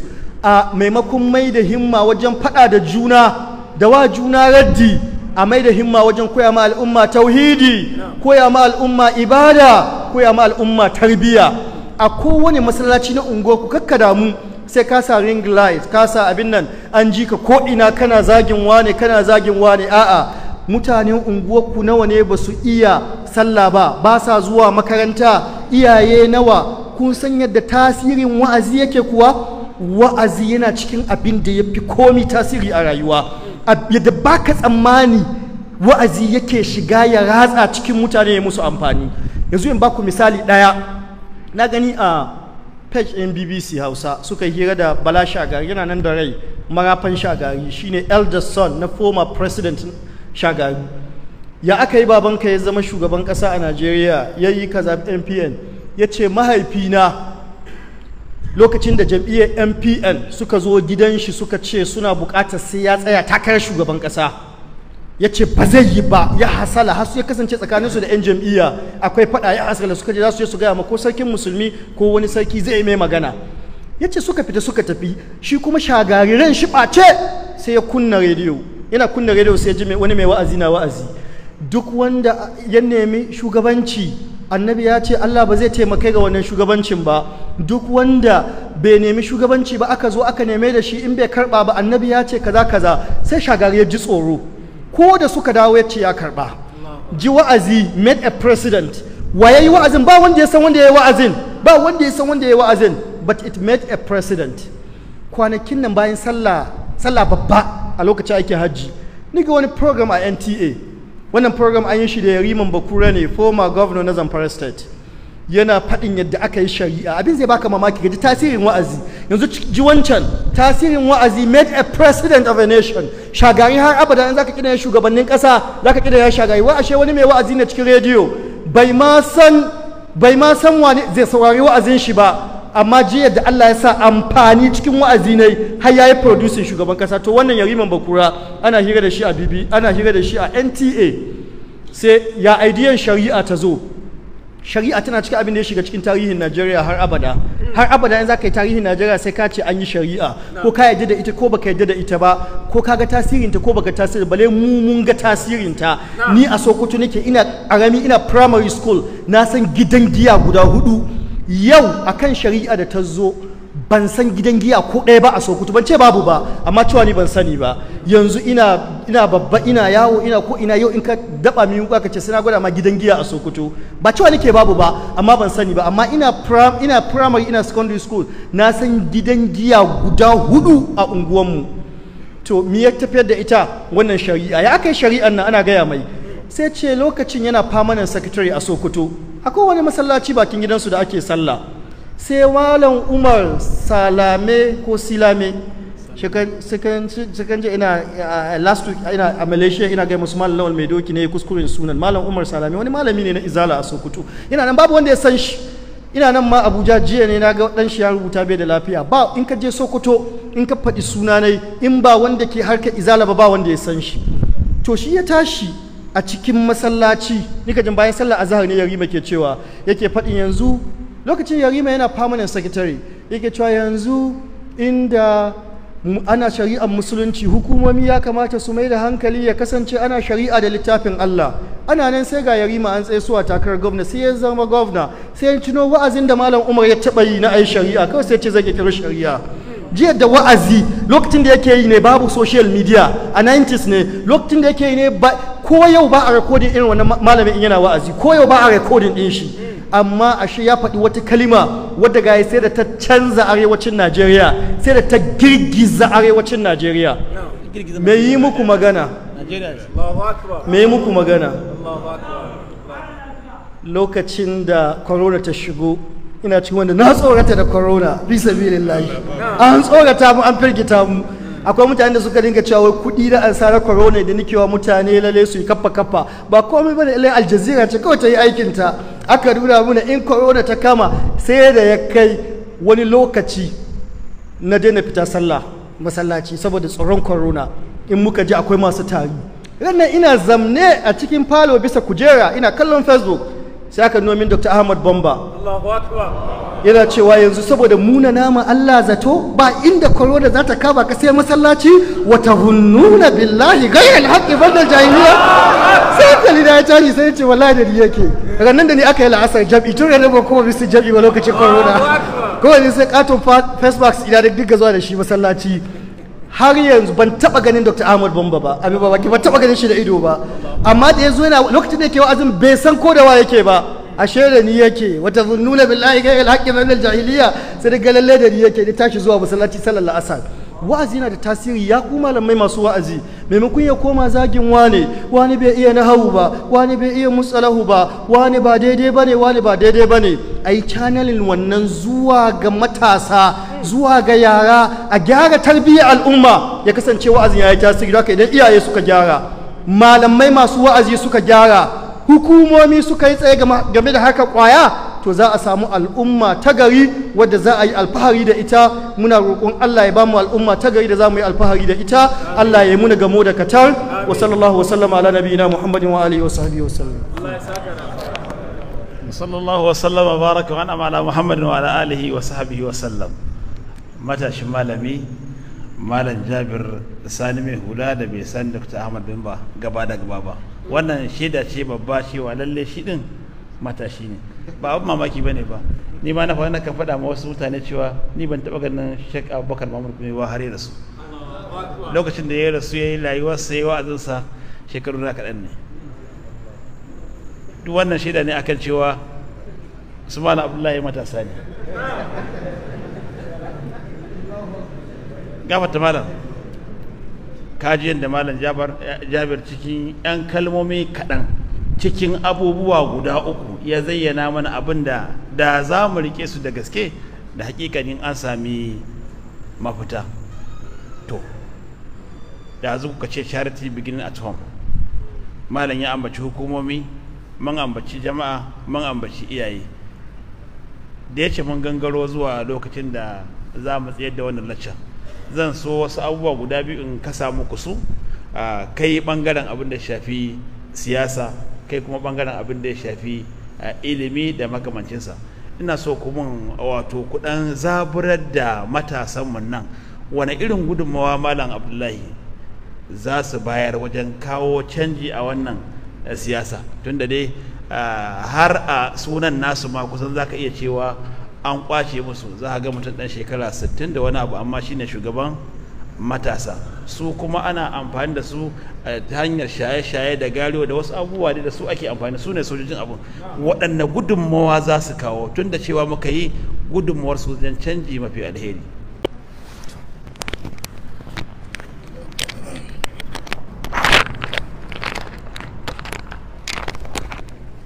wanga tambayoyi ne Allah saka a tambaye mu abinda ba za mu iya amsawa ba. Da Dr. Jabir yake cewa bai taba ganin Dr. Ahmad Bamba ido da ido ba, ne mamaki da kuka yi kabbara. To ai ba wani yarinta yake nuna ba sakwace ne ba, gaba ɗaya rayuwarsa a Sokoto yake, baya zuwa Kano. Na san watakila farkon zuwansa Kano lokacin da muka samu jami'a, tiket ɗinsa na hawa jirgi a airport ɗin Kano ne. To baya zuwa Kano, ya za a yi san Dr. Ahmad Bamba? Kai kuma sai mun gama lakcan zan faɗi me yasa ba ka san Sheikh Gumi ba. Ni kuma duk na san su, ku bi ni a hankali. Abu na ƙarshe da za mu tsaya a kai, wannan wani abu ne da hakikanin gaskiya yana damun duk wani mai kishin ƙasa musamman Najeriya. Menene daurin matasa samari, menene wato impact ɗinsu a cikin siyasar Najeriya? Mu gaya wa kanmu gaskiya, kuma dattawan nan ba fa su kansu muke yi ba cewa muka yi ba su iya ba, amma yau duniya tana tafiya ne da matasa. Yanzu ba kuka ji Dr. Jabir ya gaya muku sahabi kaza annabi ya nada shi kaza, sahabi kaza annabi ya nada shi kaza, sahabi kaza, duk a ƙananan shekaru, duk cikin su ba wanda ya kai shekara 40, duk gaba daya cikin sahabbai. Wa yake magana ma Jabir kuma yaro karami, haba ba shi ba abin nan. Amma me ya tasirin matasan mu Najeriya? Me yasa kuke komawa baya? Ba ku da ilimin ne? Ba ku da kwakwalwar ne? Ba ku da basira ne? Ba ku da kishi ne? Da Allah ya mun haƙuri dangane da maganganun da zan faɗa, musamman dangane da manya-manyan 'yan siyasan mu dattawa masu shekaru. Kowa ya sani cewa kwakwalwar matashi, yanzu Dr. Dishi ne yake faɗa, a lokacin take bararraka, a lokacin take didi da ta yi tunani, ta yi kaza, ta yi kaza, ta yi kaza. Muna cike da ciwo, muna cike da damuwa a Najeriya yadda matasa suka yi baya, ba sa shiga harkar siyasa. Alhali kuma mu a tarbiyyar mu ta addini, matasa su ne jagorori, kuma sun yi iyayensu, kuma sun ba da gudunmawa. Amma wannan tarihin ya zo ya mutu. Yanzu ba za mu samu gwamna a Najeriya ɗan shekara 25, 26, da 7, 30 ba. Yanzu ba za mu samu mai neman takarar shugaban ƙasa ɗan shekara 40, shekara 30 da wani abu ba.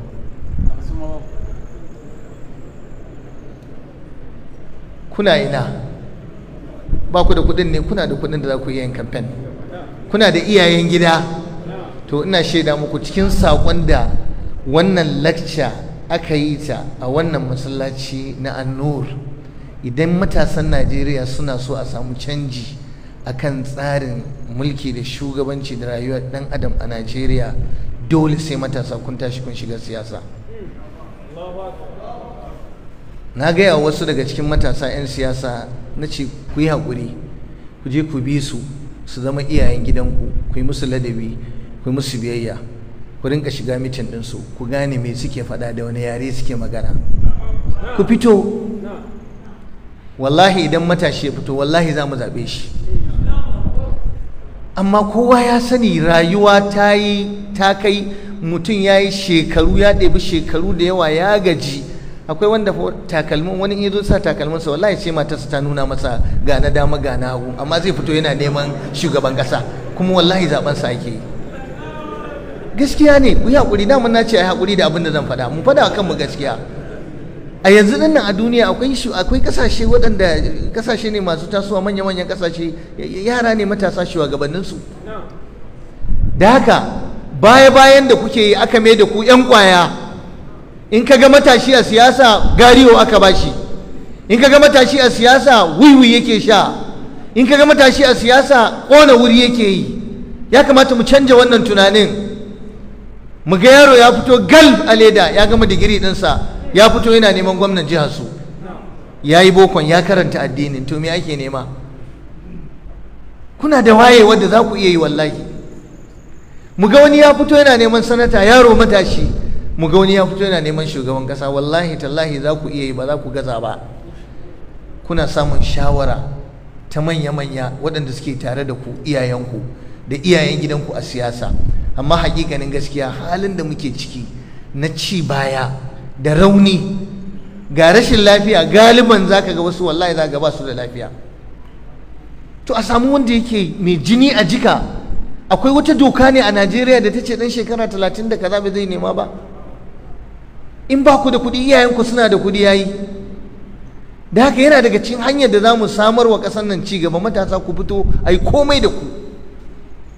Matashi za ga bai da tsoro, kuma zai iya taka wuyan kowa, kuma baya tunanin cewa wai saboda kaza saboda kaza saboda kaza, a'a kawai abin da ke daidai shi zai yi. Da haka muna kira gare ku ya ku matasa, kamar yadda aka ba mu tarihin matasan sahabbai, annabi ya dora musu nauyi na shugabanci da jagoranci, to kuma ku yi kokari ku ɗabbaka. ba cewa muka ya ɗauki 'ya'ya ƙanana masu ƙarancin shekarun da ba su da hankali ba, a'a muna nufin matured matasa wanda suka yi karatu suka zama wayayyu, suna da ilimin addini, suna da ilimin zamani, su zo su ba da gudunmuwarsu. Kuma ina tabbatar muku Allah zai taimake ku. Dan Allah a yi kokari a samar da canji. Akwai wasu maganganun waɗanda lokaci ba zai bari mu faɗe su ba, amma dai akwai buƙatar siyasar Najeriya mu farka.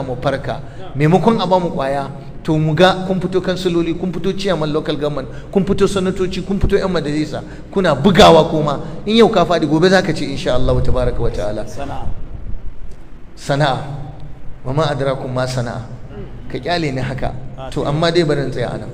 Jama'a, mu babi na sana'a, Allah saka maka da alkhairi. Samari matasa, cikin hanyar da za mu kori talauci a ƙasarmu, cikin hanyar da za mu rage zaman banza a ƙasarmu, cikin hanyar da za mu inganta rayuwa a ƙasarmu shine matasa ku kama sana'a. Dan Allah ku daina tumasanci, ku daina bin ofisoshin gwamnati kuna bara, kuna roƙo, ku daina zuwa kuna kashe rayuwarku alhali Allah ya ba ku kwakwalwa, Allah ya ba ku basira, Allah ya ba ku tunani. Mu gan ku a cikin harkar kasuwa, ba abin da ba za ku iya yi ba. Za ka yi zuwa China, za ka yi zuwa Ingila, za ka yi zuwa America, ka je ka siyo kaya. Yanzu ne kake da daidai da ka iya yi. Jikinka zai iya jurewa, kwakwalwarka za ta iya jurewa, shekarunka za su iya jurewa.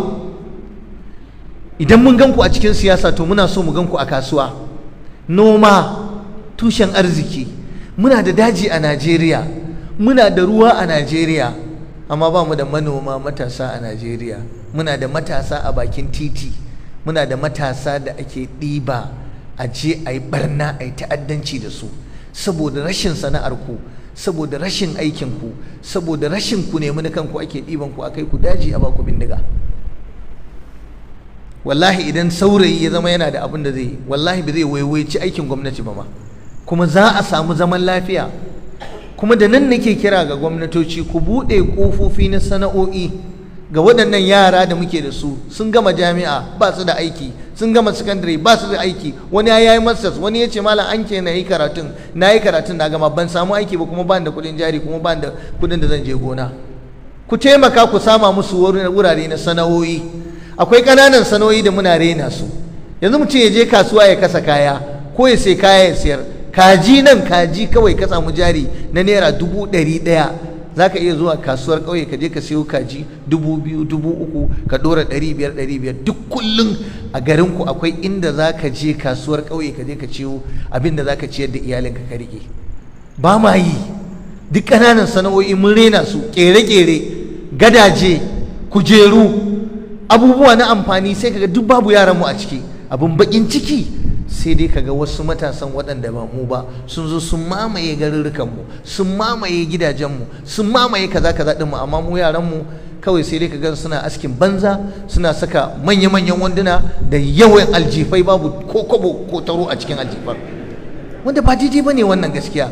Sannan in ka zo zaman banza albatsala da muke da shi, yadda za ka gane ana zaman banza a cikin yaranmu matasanmu, wallahi malam ana da an zo wani abu na haɗari ko wani abu ya faru, ko wani ya buge, ko kaza ya buge, ko mutum ya buge, kafin ka farga za ka ga matashi ya kai 150.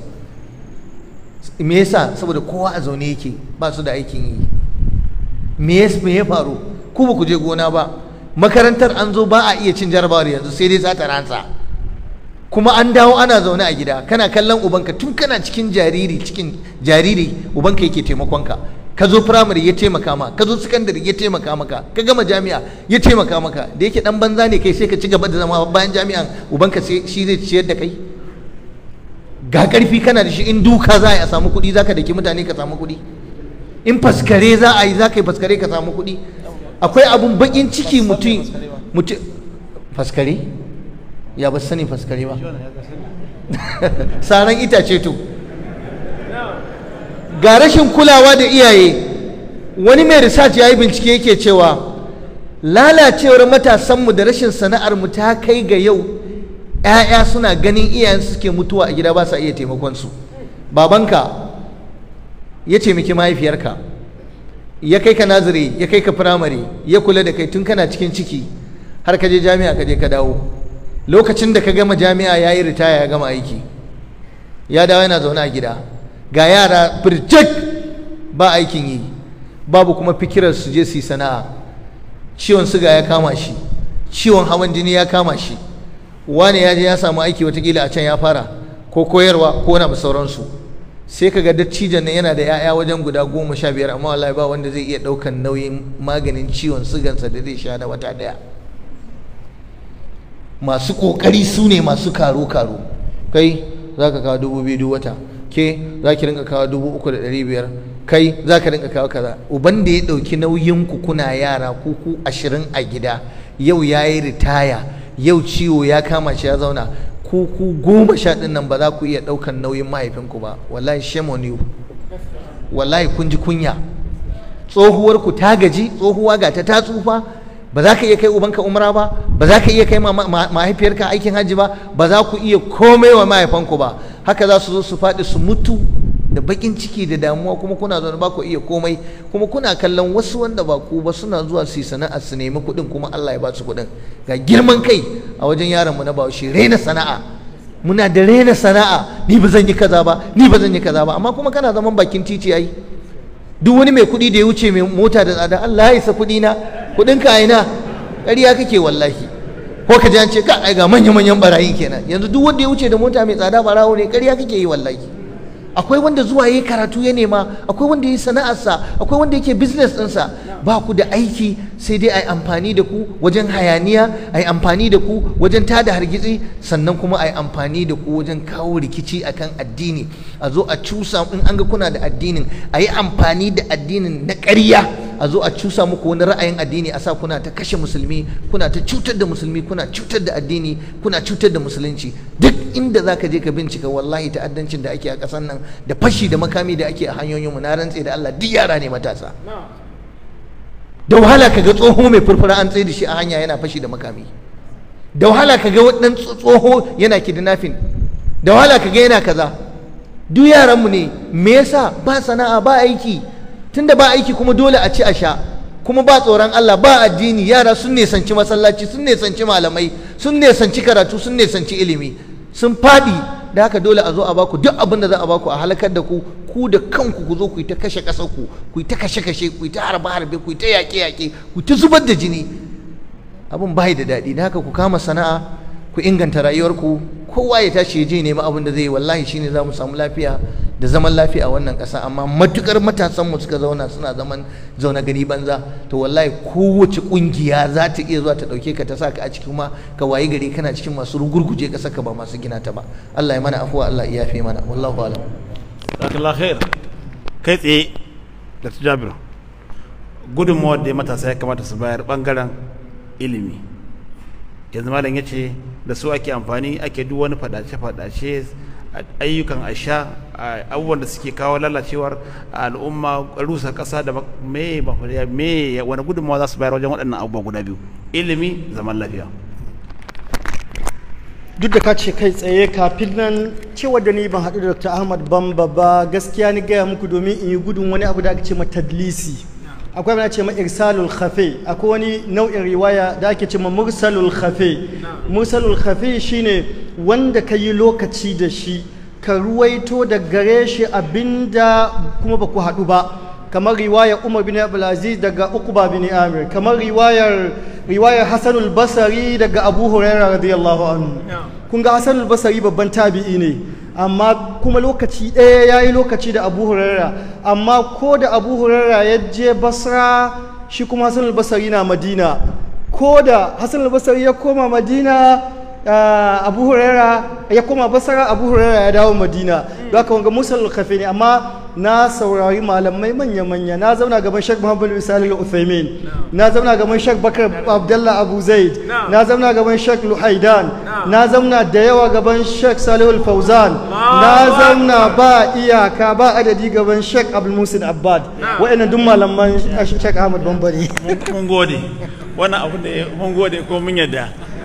Yanzu amma ba shi muke bukata ba, saboda dukan mu nan mun yi science of hadith ne, duka hadisi muka karanta, duka faculty da muka fito. Ka sani cewa kowa ilimin hadisi al-mursal al-khafi na su ilal al-khafiya da na da wahalar ganewa, to kuma ka samu tanan annur suna yin wani abu. Mun yadda mun gode. Malam yayi karatu hatta a gaban malam Salih Muhammad Salih Al-Utsaimin.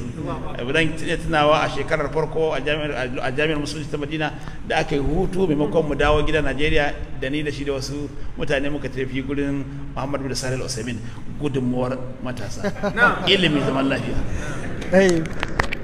Gudunmuwan matasa da za su iya baya ilimi, na farko a aza su a hanya, ya wajaba a aza su a hanya, a koyar da su. Iyayensu da zuma yi magana su kai su makaranta. Uwa ita ce makaranta ta farko, ya kasance ka aro ma 'ya'yanka wadda ke da kishin addini za ta koyar da su. Manya-manyan malamai da aka yi magabata da yawansu za ka ji kowa yana da alaƙa da karatu ga mace, tun in ka ɗauko daga Imamu Zahabi, in ka zo ba Imamu Zahabi ba, Imamu Zuhuri, in ka zo ga Imamu Malik, in ka yo ƙasa ga Ibnu Hazam, in ka ƙara yowa ƙasa har zuwa ga Sheikh Muhammad Al-Amin Shankiti, dukkaninsu za ka ji mace ta koyar da su domin iyaye na gari. Don haka gudunmuwar da matasa za su ga ilimi, na farko iyayensu su aza su su koyar da su, na biyu su kai su makaranta a koyar da su, na uku wanda Allah ya ba hannu da shuni da gwamnati a taimaka wajen ɗaukar nauyin mutane a kai su makaranta. Akwai mutane abu da za ka iya wa al'umma ka da yawa, ka je a je local government ɗinku a samu mutum 100 za ka ɗauki nauyin karatunsu na addini da karatunsu na boko. Yanzu haka da ake magana, akwai wani ƙauye a jihar Sokoto da suka zo suka same ni cewa garinsu babu malamai, gaba ɗaya babu malamai. Kai ne kwamishinan lamuran addini, ya za a yi a kawo muna malamai a garinmu? Ni ce to wannan kafin gwamnati ta shigo bari in wa Alhaji Wani magana. Ina wa Alhaji Wani magana sai ya ce wallahi zai ɗauki nauyi. Shikenan sai muka samu malami guda zai je koyar da su Qur'ani. Kawai abinda ni bashi target cikin wata 3 su iya juz'in amma. Don haka in ka je garin yadda za ka yi muna, ka sama muna mutane gaba ɗai waɗanda za su zo karatunka su har da ce daga amma zuwa nasu cikin wata 3. Cikin wannan watan 3 ka diba muna mai hazaƙa cikinsu a bashi scholarship ya zo Sokoto ya karatu na shekara 2 ya koma garinsu. Ɗayan zai karanta da Nurul Albabi na Shehu Dan Fodiyo game da tauhidi, tare da karantar da arba'una hadis.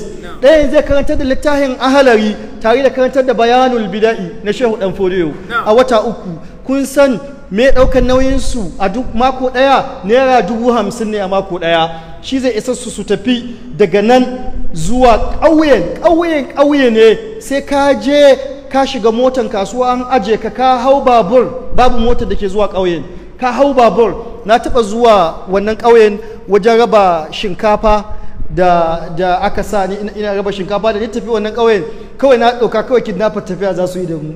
saboda sai an kai inda sai an hito an tura motar da kuke shiga sai an tura, amma za su je su koyar da mutane nawa naira 50,000 a wata mutum uku a sati, mutum uku da abincin da za su ci da kuɗin transportation ɗinsu, dama an samu inda don Allah suke yi, don haka ba sai kun samu wani abu a sama. Ina masu kuɗi da yawa ga jahilci cikin ƙauyuka, zai yiwu a samu wani ya yi primary school ya gama a same shi cikin kidnappers, amma ba za a samu wanda ya harda ci Qur'ani cikin kidnappers ba, wallahi ba zai shiga cikinsu ba.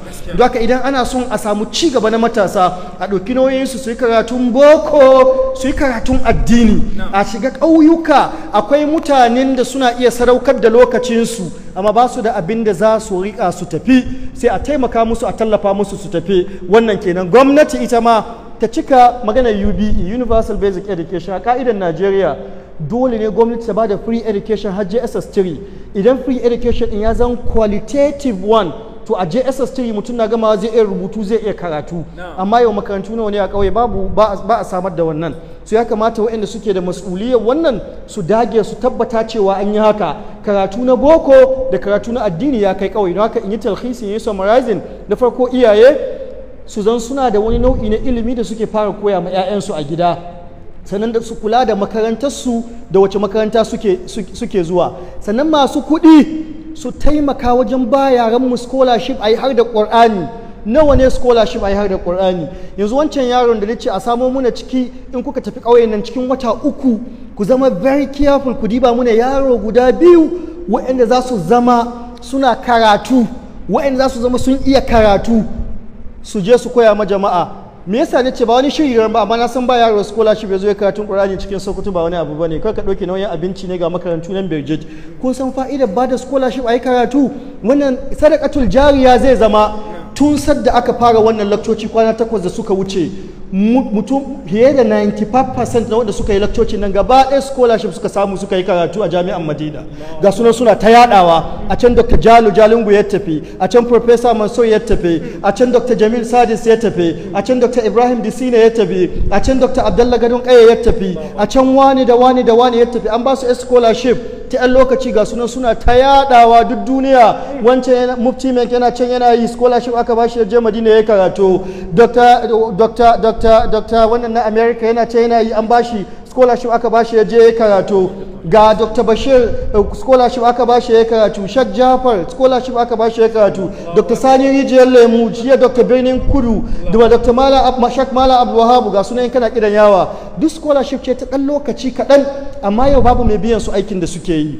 Idan ka je ka samu ƙauyen da babu makaranta, akwai su da yawa, ƙauyen da babu mahardata Qur'ani, babu makaranta, ka ɗauko mutum 3, ba sai ka kai su US ba sai ka kai su UK ba. Idan cikin ƙauye ne ka kawo su cikin capital na jihar yayi. Baka buƙatar daga Kano sai ka kawo su Abuja, baka buƙatar daga ƙauyen Sokoto sai ka kawo su Kano ko a'a ba suna a cikin jihar Sokoto. Da sauƙin lamari ka ɗauki nauyin mutum 3-4 daga wannan ƙauyen.